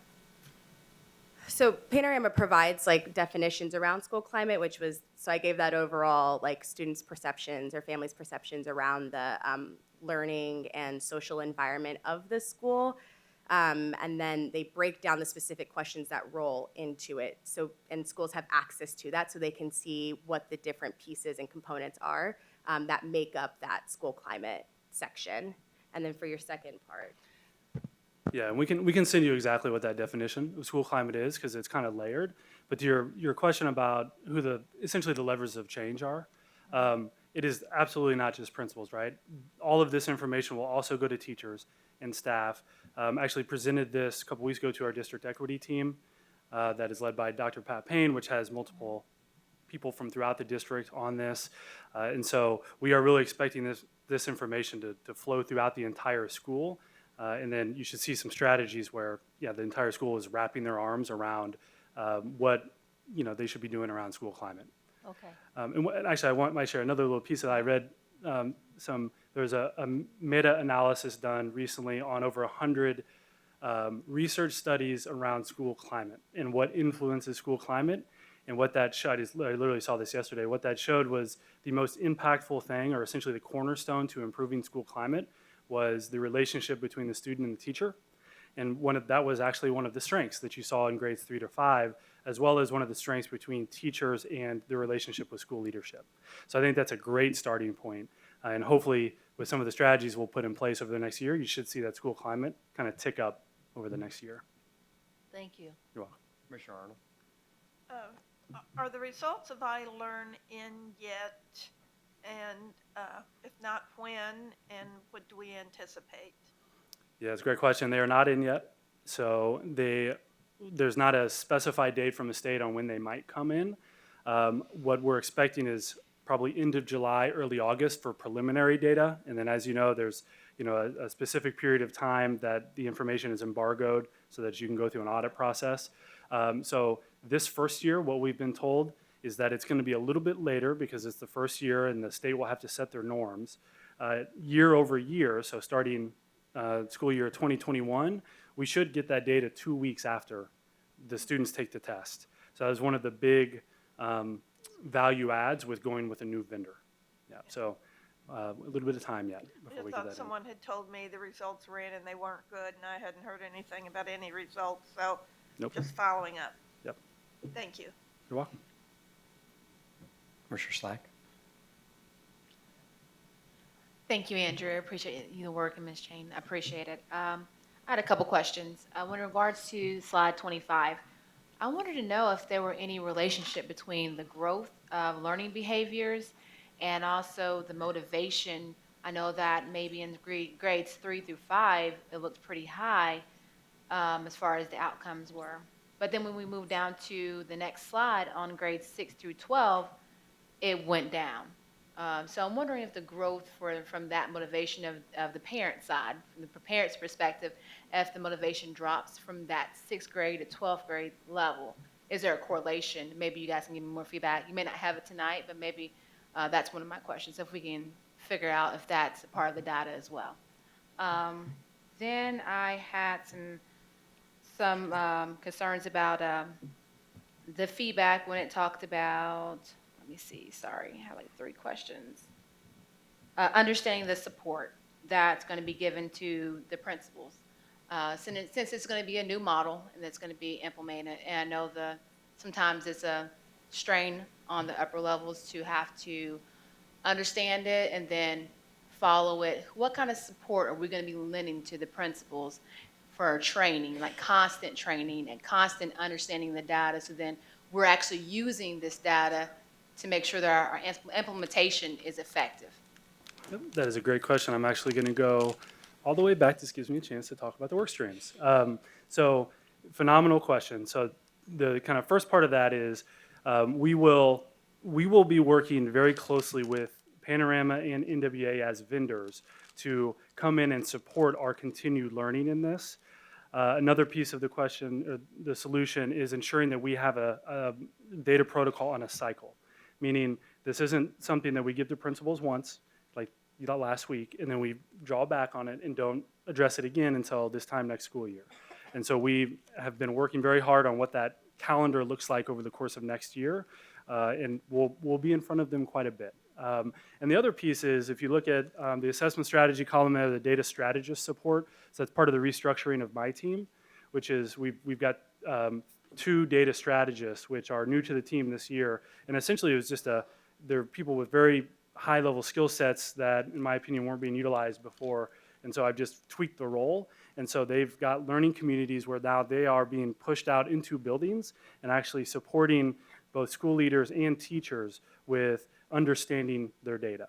And I think that's a huge win. We started a little bit the last couple months, and then we'll really push that out into next school year. And so they'll have direct access to that support, which is something when I first started teaching was, I didn't have time to put all the data together. I wanted to have it with me so I can make action steps based off of it. So we'll be doing that for for teachers and principals. Kudos. I want to say kudos also to the NWA and also streamlining it where we have it 3 times. I think it's very important as a parent to be able to compare the data from each semester. Slide 27, that'll be my last one. So are you saying here that both students, teachers, and staff can give feedback at this point on the panorama, or are only the teachers and the administration are giving feedback on this?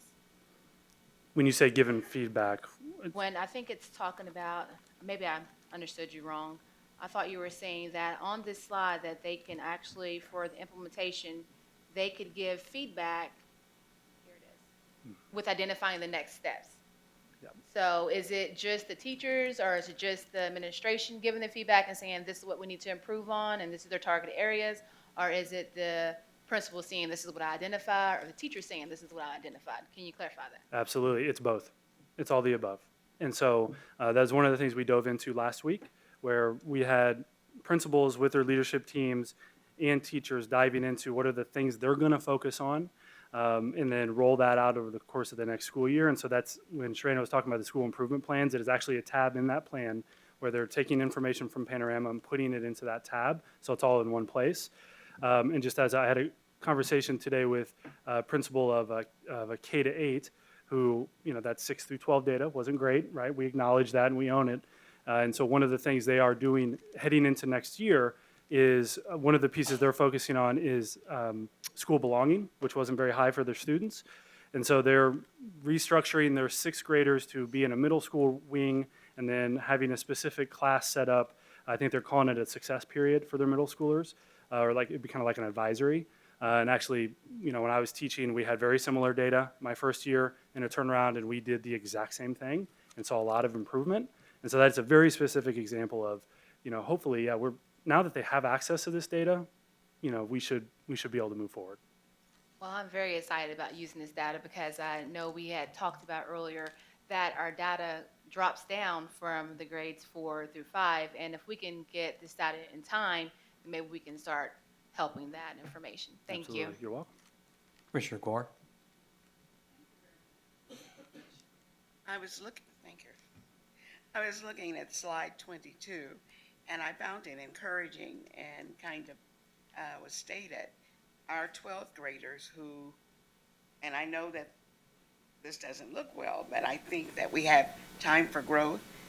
Attending the graduations, our students were all combined, and each student, no matter what school they had come from, they were wearing that school that they were now attending.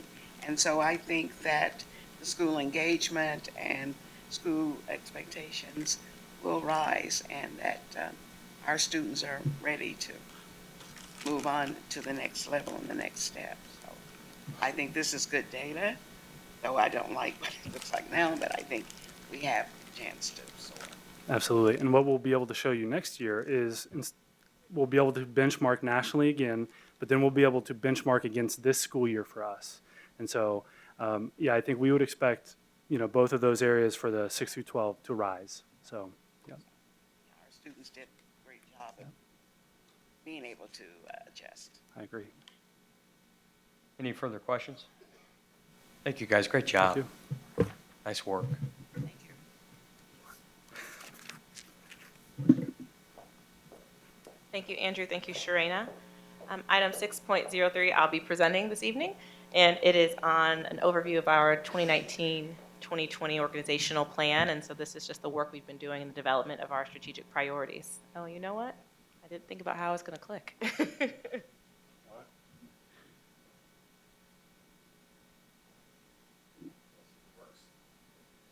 you could go to the next one.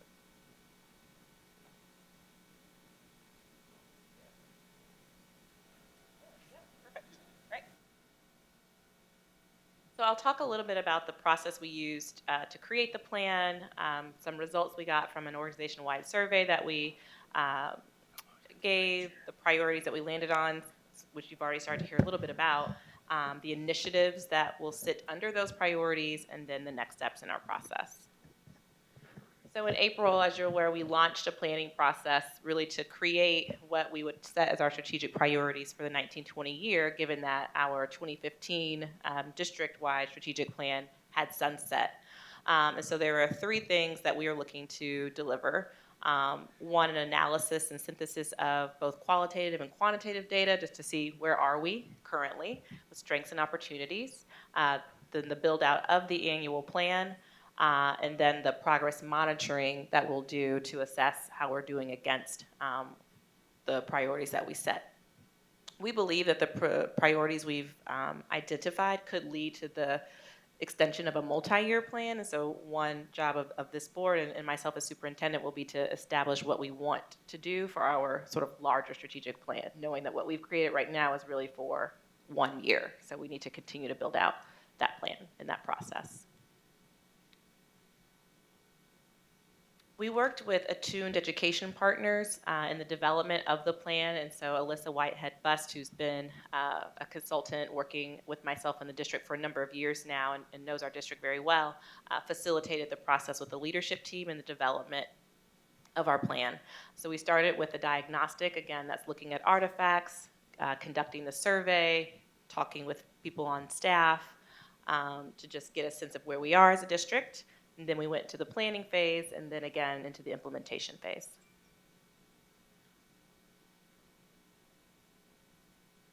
After that diagnostic, we moved into the actual planning process. And so what she and her team did really is to facilitate us through, and you can see the different levels in the planning process. It starts with, why do we exist? So looking at the vision and the mission of the district. How do we want to operate? What are those core beliefs? So the board has the core commitments and beliefs that we are able to leverage. Then we came in on that strategy level. So what are the priorities, initiatives, and milestones we'll create? And then how will we monitor our progress and determine when we're successful? What we will do, the thought is next year, is be able to then take, when it's time to budget, take these priorities and work backwards to how we then build our budget. Given the timing, we weren't able to do that perfectly this year. However, Weston and team have done some work to align our current spending to the priorities that we've identified. And we actually talked about that as a leadership team this week. So we do have some data on how our spending is lining up with the current priorities that we've named. And then finally, again, we'll progress monitor against our execution of those milestones and then adjust as we need to as the year progresses. So in the diagnostic, one of the things we did was to execute on a survey across the organization. We received about 1,250 responses from different team members in the district, and you can see listed the questions that we asked of our team, including what should we stop doing or do less of? What should we do more of? What could we pause or scale back? If we had to choose one thing to focus on, what would you recommend that be and why? So we got lots of qualitative, open response feedback from the team that really helped us craft our priorities for the coming year. So I'll share with you some of the strengths and some of the challenges that came out of that survey. I won't read these to you, but I'll just sort of hit the bold points. As strengths, folks are very appreciative of the development efforts we're doing and just developing our teams and the professional development that they receive. Team members are very appreciative of compensation increases and hope for more of that. Also, the work that we're doing around diversity and equity was seen as a value and, again, a desire for more of that. Appreciative of the increased autonomy that we're giving to schools. A belief that we have a strong, talented, and committed team of people. The progress that we're making in social emotional learning, as well as the expansion of our family and community engagement efforts, and the increase in communication, so making progress in increasing our communications and sharing the successes that we're having as a district. So those things were noted as strengths. In terms of challenges, many staff, particularly teachers, want to feel more valued, celebrated, and rewarded for their work, more respected for their expertise, and given greater autonomy and decision-making authority. So that came through particularly from teachers. Appreciate professional development, but desire for stronger development, particularly for folks who are new to the district, as well as our assistant principals. continuing to work our communication, particularly our two-way communication that folks gave us feedback would help to just build greater connection between central office and schools. Feedback that equitable access to resources should be in place across all schools, all school types, so that we can best meet the needs of our students who are more at risk and have more challenges. And then greater accountability across our organization for the implementation of our work.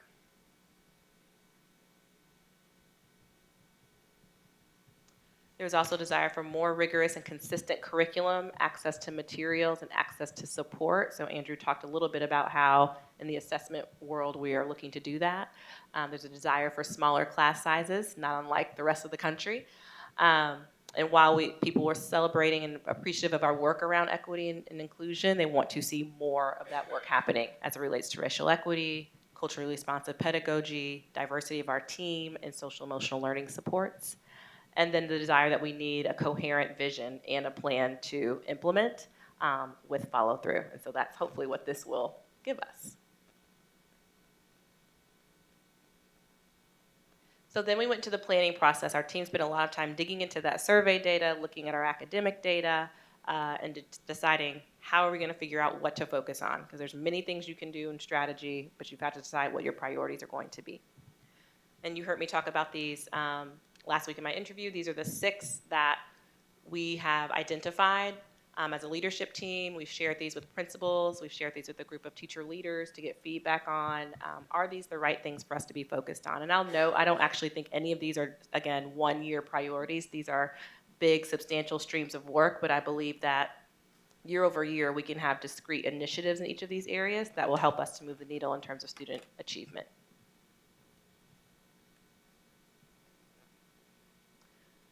I definitely won't read this slide to you.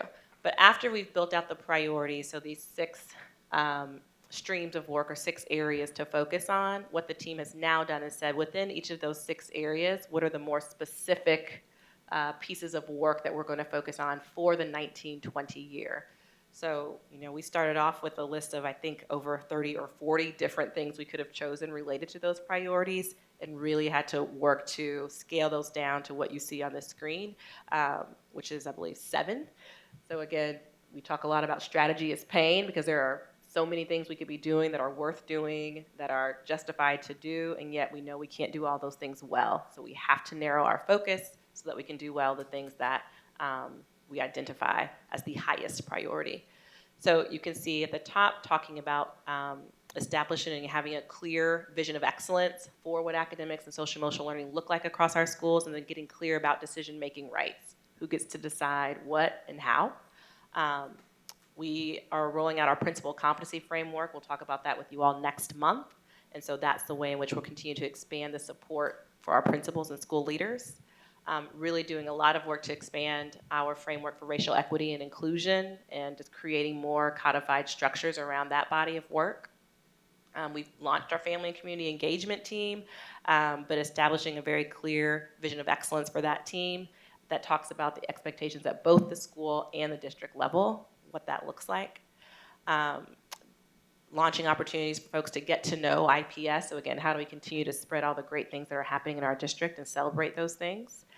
As a part of our facilities optimization work that we'll be doing, having a portfolio planning process. So when we think about the landscape of all of our schools, how are we making decisions about programs to replicate, schools to continue in their current form, configurations to change? We need to have a really codified structure to do that and to take in all that information. So we'll be building that out over the course of this year. And then again, prioritizing, looking at our funding practices and our resource allocation through an equity lens. And so as we go into this next round of student-based budgeting, what adjustments do we need to make to ensure that we're allocating our resources with a clear eye toward equity for all of our schools? So the final phase, which is what we're moving into now as a leadership team, is the implementation and progress monitoring of our work. And so what we'll be doing over the next 4 weeks, again with the team, is creating our milestones. So again, those are very discrete. Did we do it? Did we not? Did we do it on this by this date? Did we not? How will we measure our success? So what do we want to see as a result of the work we will have done through this year?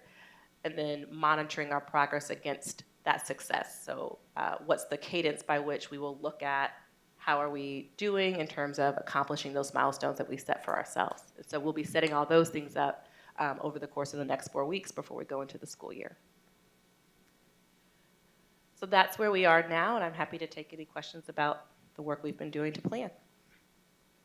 I first want to thank Superintendent in Waiting Johnson. We love that. As we talked about coming into this year and the need to plan for 2020, knowing at the time she was in an interim status, that I requested sort of as they began the planning for the next school year that it be a stackable, a buildable plan, knowing that we had sunsetted our last strategic plan. So I really do appreciate both the work that's gone into planning for next year, but sort of then wrapping around how it builds into a longer-term strategic plan. I appreciate that. Any other questions?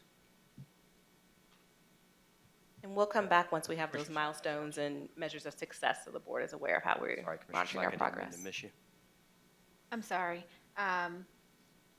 If we can go to slide 12.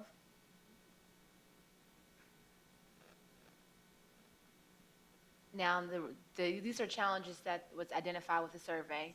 And so I know that when we're talking to Dennis, he was talking about we may have to increase our class sizes.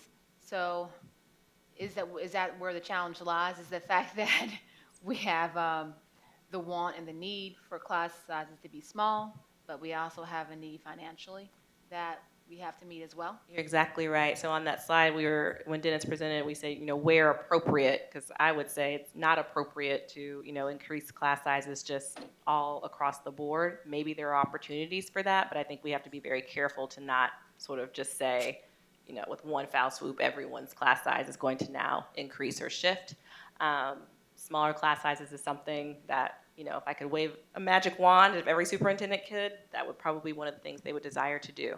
So you're right, there's definitely a tension there of how do we both manage responsibly and make sure we're not, burning out teachers and overwhelming them, so make sure they're able to provide that best environment. All right, good luck on that. Okay. Well, you get to help. And then so now on slide 10, it's talking about what are we doing to address, I just want to know what we're doing to address the culture and climate, since we're all looking at number 15 slide that says that on bullet number 3, we need to implement a district-wide framework for racial equity. So is that correlating with the culture and climate? Is that what we're looking at here? Is that we want to kind of hone in on both? The culture and climate of the schools, the reason why we need to look at teachers that look more like the students that we represent, and also the racial equity issues that lie within the schools that we serve. So That's exactly right. All of those things, in my opinion, are connected. And so, and people have told us we like and appreciate the work the district's been doing so far. We want more of it. And so that is why, a part of our response in terms of those initiatives you'll see is to first get clear on what do we expect to see in terms of the, what does excellence look like when you're integrating academics and social emotional learning well. And we have our Racial Equity Institute that, a number of staff members have gone through. This year we'll expand that so that every new teacher will have the opportunity to go through that. But once that happens, then what's next? And how do we create those structured opportunities to really expand that work and those conversations, which again, goes with, the SEL, teachers being able to connect with students, build those relationships in school culture. So I think you're spot on. and I'll leave you alone after this question. And the initiatives Hey, question. Commissioner Slack, can I jump in there? Just Go ahead. keep your Jump in. question. But I do think Commissioner Vice President Moore, pardon me, has, and I have talked a lot, and I think, one, we're going to do a pretty deep dive on the racial equity work that we want to really plan ahead for, both as a board and as an administration. And I'm hopeful that we can, not unlike some of the listening sessions we did in building into the selection for new superintendent, I think we need to do more than, bring people into board meetings. I think we need to get out into the community and talk about a little bit about what it means with the people who we represent, sort of what does racial equity mean. I heard one of our speakers talk about equity does not mean equal. Equity may well mean disproportionate spending to get people the resources they need to achieve at the level they deserve to achieve at. So it's something that I think both we as a board will spend a lot of time at on July 20th. but also something I think we should expect to bring out to the community, but more for more input. I did not mean to interrupt you, but I wanted to touch base on that. I agree. That transparency needs to happen because that data that we show needs to reflect what we're doing too. Absolutely. But also with the initiatives, and see that there's not a, and I could be wrong, just my interpretation is this saying bullet one was what we're going to start at? Or is this just, these are the initiatives, not in any order? Yeah, not in any order, correct. Just aligned kind of with the priority. So bullet one would go with that first bullet of student-centered teaching and learning. So they're sort of aligned that way. Thank you, appreciate it. Commissioner Gore? Okay, just looking at the initiatives there, and that's just my interpretation too. I'm not seeing the word achievement gap, reducing that. So is that coming under something there that I'm not seeing? Yeah, so part of when we get to the measures of success, so how will we know if we were effective? You will see academic outcomes show up in those measures of success. So ideally, if we have, gotten clear on decision-making authority, if we have supported and developed our principles well, one of the measures of success we might say is student growth improves by X% or X points on NWEA, for instance. So you'll see it show up. You'll just see it show up in the outcomes because that's what we're trying to get to. That's right. So that will be one of our measures of success. Commissioner Collins? Yes, Alicia, is on that same slide, 15, it says include an autonomies framework. Can you kind of explain a little bit what that means? Sure. So as we have talked about our schools having more autonomy in their decision making, what we have found with our principals is sometimes a rub is getting clear on which decisions they have full autonomy to make, which decisions might need to be made in consultation with someone else, which decisions we at Central might say, we're going to hold tight on. So sometimes we have situations where a principal wants to do a certain thing, and then at Central we're like, well, hold on, there's some things we have to consider before you make that decision. So we're trying to be proactive going into the year ahead and being very clear on those decision-making autonomies and rights. Thank you. Commissioner Slack? Sorry, are you saying that you're trying to identify what autonomy means? So then everyone has a clear identification of what it means across the board? Is that what you're saying? That last Essentially, and then getting more kind of granular on that decision making within the autonomy. So we might say, trying to think of a great example, in terms of your school design, perhaps you want to have staff, a certain grade level differently. That might be something we say you have total flexibility on, do whatever you want. Or we might say you can do that, however, here are the guardrails.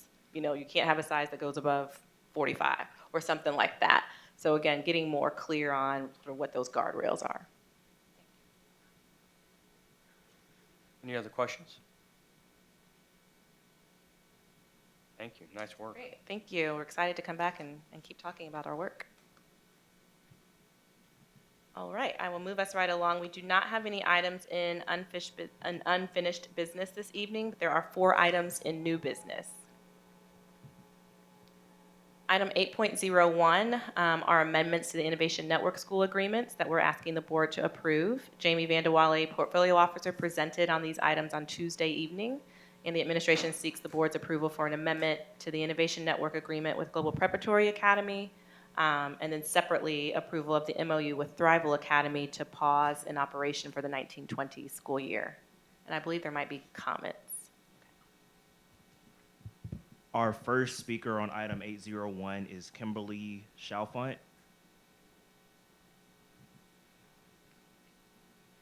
Terry Sykes. I will remind our speakers the 3 minutes earlier. If you were here earlier, the same rules apply.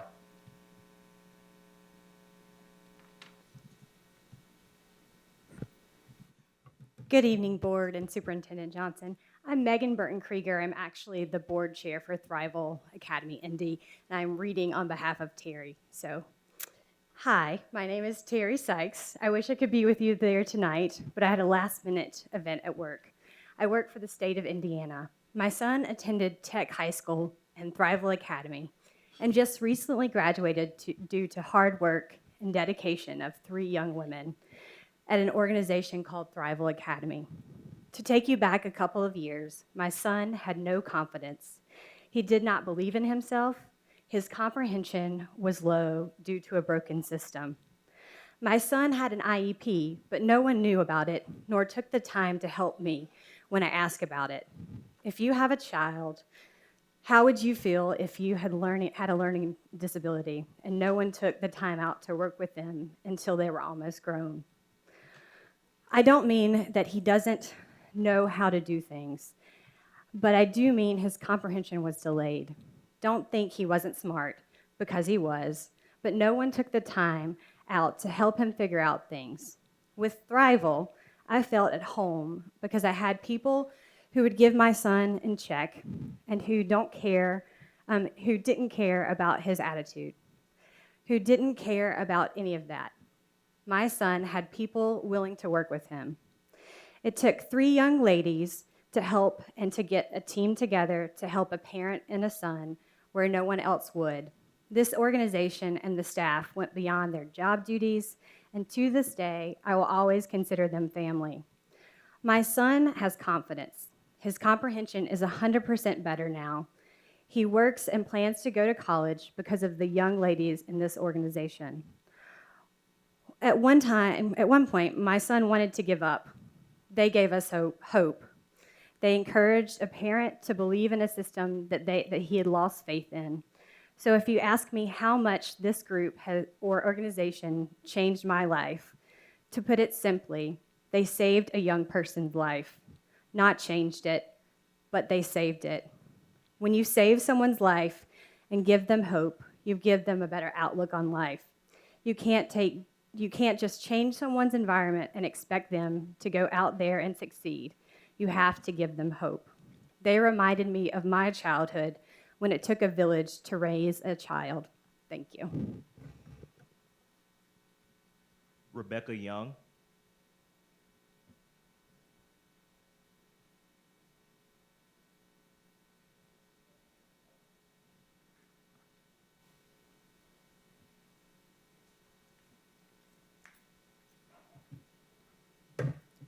Hi, thank you guys for your time and welcome. Can you talk a little closer to the speaker? Hi, thank you for your time and welcome and thank you, Dr. Johnson or Superintendent Johnson. Tonight I want to start by saying I'm here to share for my daughter, to share our story. After 3 years at Tech, I was at the end of my rope.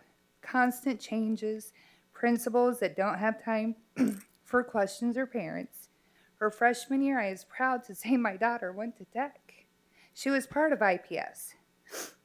Things changed, things got worse. I believe education comes from the top. Well, last year, starting at Tech, my daughter's second week at school, someone said to her, "I can tell you're from the East Side." Little did that teacher know. My daughter grew up in Miami, Florida, went to school where we paid $40,000 a year for her education. I live in the neighborhood. I work in the neighborhood. I support that school. I lost it. You can tell I'm passionate. I went to the school. I was put off by 2 people. I prayed about it, and I remembered I had met this woman, part of IPS, who had Thrival. She told me about it. I did my research. One phone call to Mrs. Huey. We started a journey. My daughter, she left and went to Thailand for 3 months. Her grades, you guys, her attitude, but the life skills she learned through IPS, through Thrival. My daughter is now engaged with children she would have never interacted with. Her attendance, you guys, her pride in her work and herself, the dedication she learned through Thrival. They had this great thing called lemon squeeze sessions, where the kids from all walks of life would get together and talk and share And those are all the things that IPS embodies. Now I'm left, it's her senior year, and I'm scared. Does she go back to tech? I'm trying to get him to have another fourth year and get it together before school starts this year. I don't think that's going to happen. But Thrival changed my daughter. Thrival changed her life, her trajectory, her outlook on her academics, but more importantly, her personally. It took a village. Thrival offered that, and IPS offered Thrival. Thank you. I hope that wasn't too emotional, you guys, but it's just me. Thank you for your time. Thank you. You were great. Thanks. Nicholas Ramage.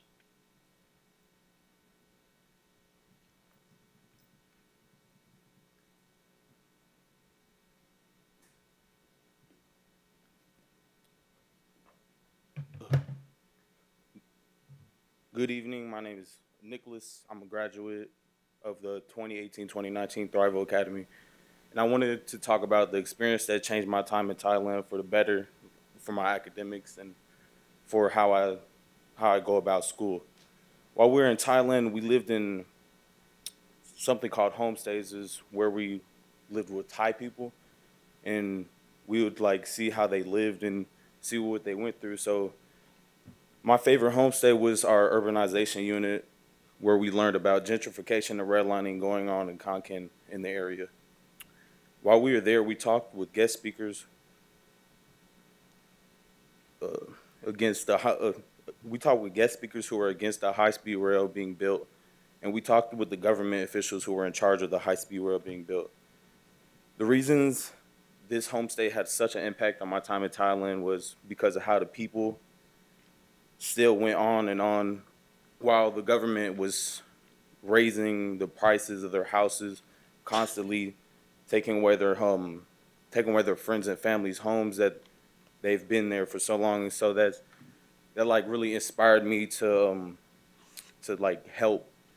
And another experience in Thailand that has changed how I look on my education is when we went to the Nong Clue High School, not high school, but elementary school, and we taught a group of 60 Thai kids. We taught them English, and we really changed them, and you could really see that they liked it, and that they have a different outlook on education than most American kids would. So that's something that has really like changed like my outlook on my education. I'm a little nervous, I'm sorry. And so Thrival is like, before Thrival, my attendance in school, it wasn't so great. Classes, I tried at least just for football. Now that when I joined Thrival, I wanted to do the work. The teachers really helped me when I needed help, and it just, even if it wasn't about school, I could go to them about anything. So that really changed my whole junior year. Thank you. That concludes public comment for this evening. Do I have a motion to approve the amended agreements as presented? So moved. It Second. has been moved and seconded. Any question? Further discussion? All in favor signify by saying aye. Aye. Opposed? The motion carries.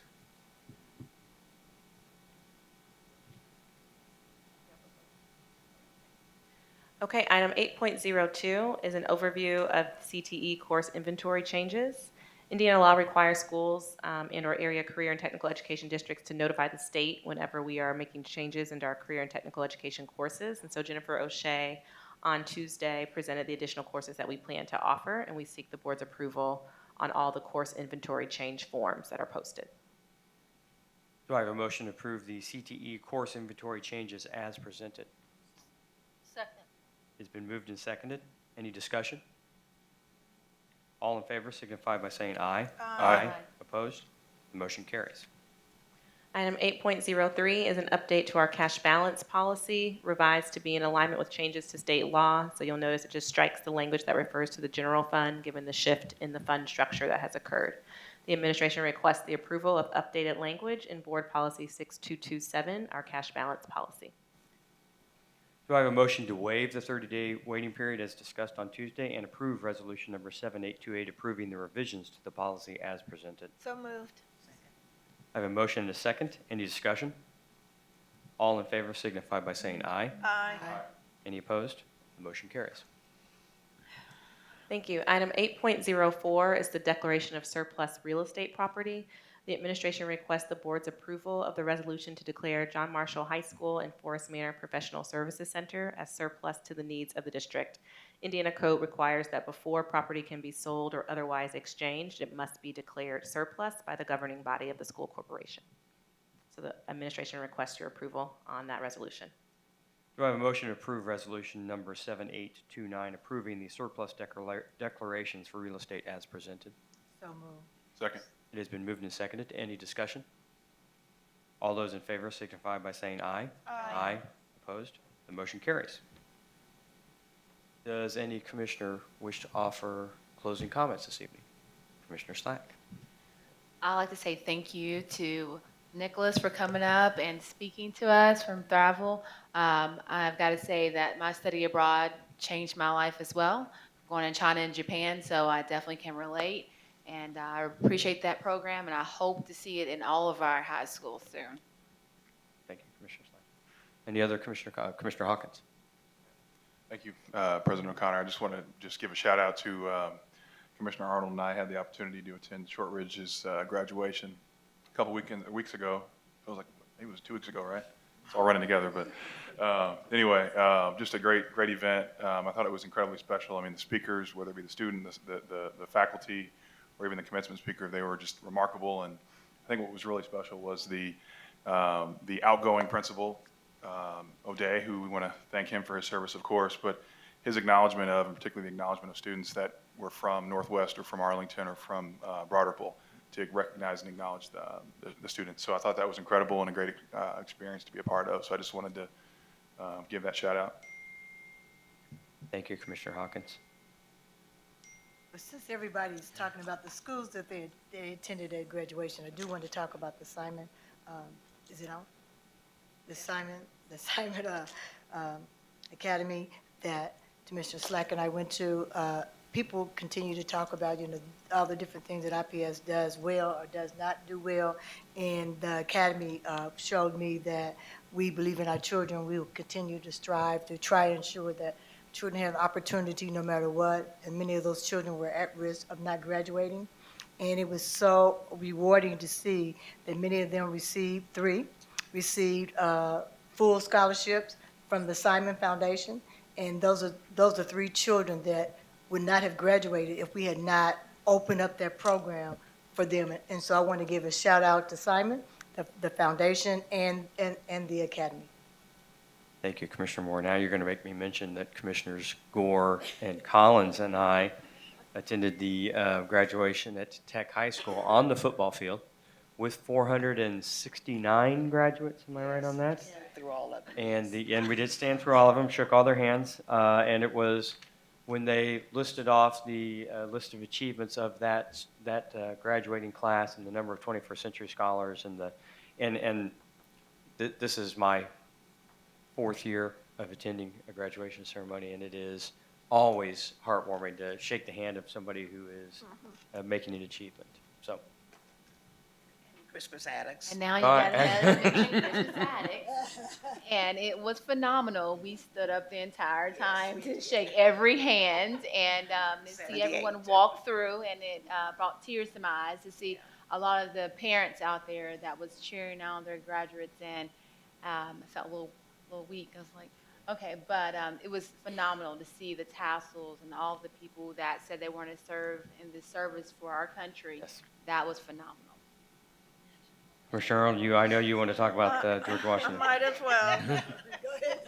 Commissioner Collins and I attended Washington High School, and as an alum of that school, it's always an honor for me to be there. And see people in my neighborhood, I live right down the street, and to see kids that I've known since preschool walk across the stage. But especially meaningful to me was seeing children with significant challenges, whether they be in wheelchairs or um, oh,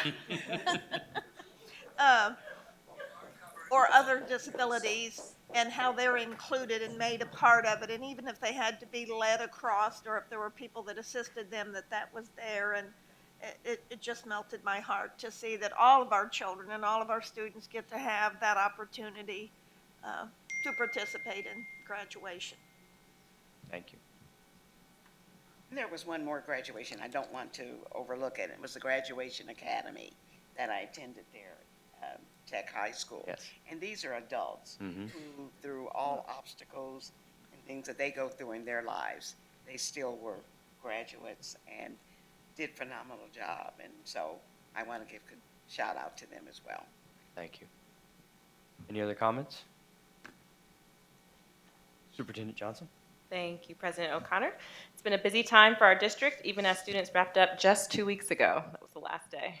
I'm proud that we were able to celebrate all of our class of 2019 graduates that you all just spoke about, and want to congratulate them again, and also congratulate our Team IPS staff who we recognize this evening for their years of service to the district. I'm very grateful for them. In terms of our summer busyness, I want to thank Arsenal Tech High School alum Trey Lyles, who currently plays in the NBA for the Denver Nuggets, and he continues to give back to our community through hosting a basketball camp for our middle and high school students. So that camp took place on June 14th and 15th, and we appreciate his support. I'm also pleased to give a short report on our summer food program. Last week alone, we served 11,000 meals to children in our community, and about 1,500 of those meals were served from our bus stop cafe at apartment complexes across the city. So again, we're very proud to provide that service to our community, and a big debt of gratitude to Scott and Dina Bond and our food services team for orchestrating all of that work that happens over the summer. On a personal note, I want to say thank you to all of those who've expressed well wishes and congratulations to me as I prepare to transition into the permanent superintendent role. I am so proud to be a part of this district and this community. And while we know every day won't be easy, we also know there are so many people in and outside of our district who are rooting for our success. And so I am heartened by all the support I've received. And I also want to note that we're making history again tonight with the appointment of Captain Tanya Gwynn as our interim chief of police. She will be the first African-American woman to serve in the role in our district and maybe in our city. And so we are so pleased to have her on the team and to congratulate her on this next step in her leadership journey, and look forward to that. She's not here. I don't think. Okay. But we want to congratulate her nonetheless. And then finally, we wanted to end our meeting tonight with a reaffirmation of our commitment to all families that we serve. As the superintendent, and I know I speak for our Board of School Commissioners when I express our deep commitment to all families in IPS. And so in light of recent national conversations and national media, we thought it might be important to reaffirm the commitment that this board has made through board policy to all of our families, regardless of their immigration status. And so we want to take time to read and share and reaffirm our commitment to all families we serve in our district. So I will start by reading a resolution number 7736, adopted February 23rd, 2017, reaffirming the commitment to creating a safe and supportive learning environment for all students, regardless of immigration status. Whereas Indianapolis Public Schools is committed to creating a safe, supportive, and welcoming learning environment, regardless of, among other things, race, religion, nationality, sexual orientation or identity, ability, or immigration status, and whereas the U.S. Supreme Court in Plyler v. Doe, 1982, recognized the injustice of placing discriminatory burdens on the basis of legal characteristics over which children have no control, and held it unconstitutional to deny a free public education to children who are not legally admitted into the United States, and whereas the Board of School Commissioners recognizes the tremendous value and diversity that immigrant students and families bring to the school district, and whereas the board approved the establishment of a newcomers program in April 2016 to provide additional academics and community support to students and families that have recently immigrated to the United States, and whereas the Board of School Commissioners and every person in its employ is committed to standing with and supporting all IPS students and families to the fullest extent possible while complying with all local, state, and federal laws. Therefore, be it resolved by the Board of Commissioners of the City of Indianapolis that to the extent permitted by applicable laws, IPS will remain a safe and welcoming place for all students and families regardless of their immigration status. IPS policies against intimidation, bullying, or discrimination of any student, including those born outside of the United States or for whom English is a second language, will continue to be strictly enforced to ensure that all students are treated with dignity and respect. IPS will continue to seek opportunities to increase and enhance programs and partnerships that support and assist immigrant students and families. IPS employees shall continue to follow the policy and practice of not requiring Social Security numbers for enrolled and enrolling students, and will continue to refrain from inquiring about a student's or parent's immigration status. As in the past, IPS employees will not collect or provide any information regarding the student's or his or her family's immigration status except as legally required. The board supports United States Immigration and Customs Enforcement policy that restricts enforcement actions by ICE officers and agents in or around schools, and reminds IPS employees that they shall not assist immigration enforcement efforts unless legally required and authorized to do so by the superintendent. The foregoing resolution number 7736 was passed by the Board of School Commissioners of the City of Indianapolis on the 23rd of February 2017. Thank you. And I'd like to ask Jessica Dunn to come and read the resolution in Spanish.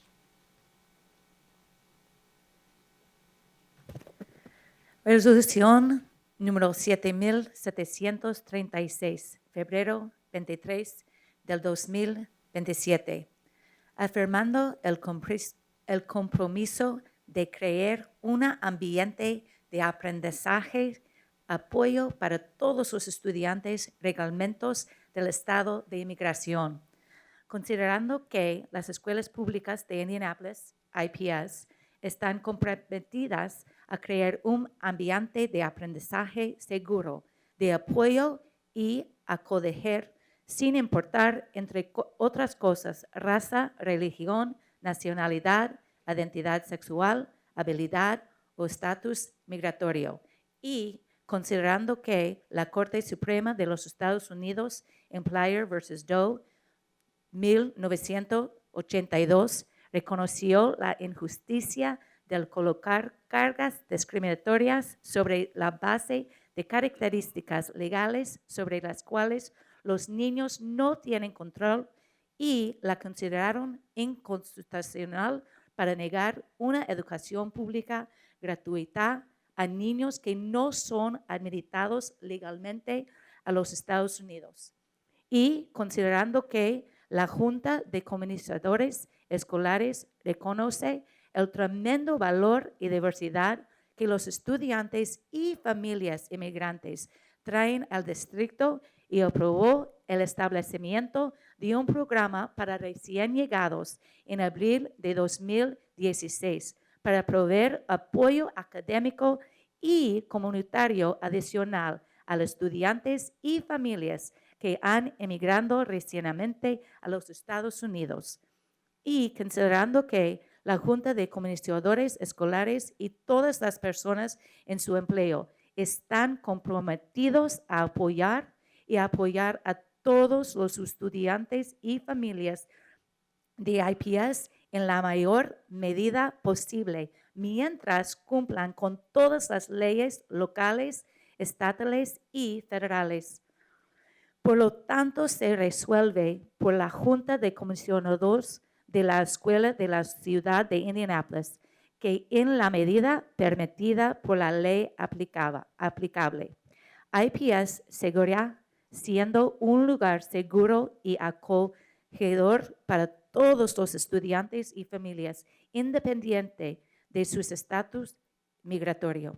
Las políticas de IPS contra la intimidación, acoso o discriminación de cualquier estudiante, incluyendo aquellos nacidos fuera de los Estados Unidos o para quienes el inglés es el segundo idioma, seguirán siendo estrictamente aplicados para asegurar que todos los estudiantes sean tratados con dignidad y respeto. IPS continuará buscando oportunidades para aumentar y mejorar programas y asociaciones para ayudar a apoyar y ayudar a los estudiantes y familias inmigrantes. Los empleados de IPS deberán seguir la política y la práctica de no requerir números de seguro social para los estudiantes matriculados o matriculados y seguirán absteniéndose de alegar acerca del estatus migratorio de su estudiante o padres. Como en el pasado, los empleados de IPS no recopilarán ni proporcionarán información sobre el estatus migratorio de un estudiante o de su familia, excepto cuando sea legalmente requerido. La Junta apoyó la política de inmigración y aduanas de los Estados Unidos que restringe las acciones de ejecución de los oficiales y agentes de ICE en las escuelas o alrededor de ellas y recuerda a los empleados de IPS que no ayudarán a los esfuerzos de inmigración a menos que el superintendente lo requiera y autorice legalmente. La resolución número 7736 fue aprobada por la Junta de Comisionadores Escolares de la ciudad de Indianápolis el 23 de febrero de 2027.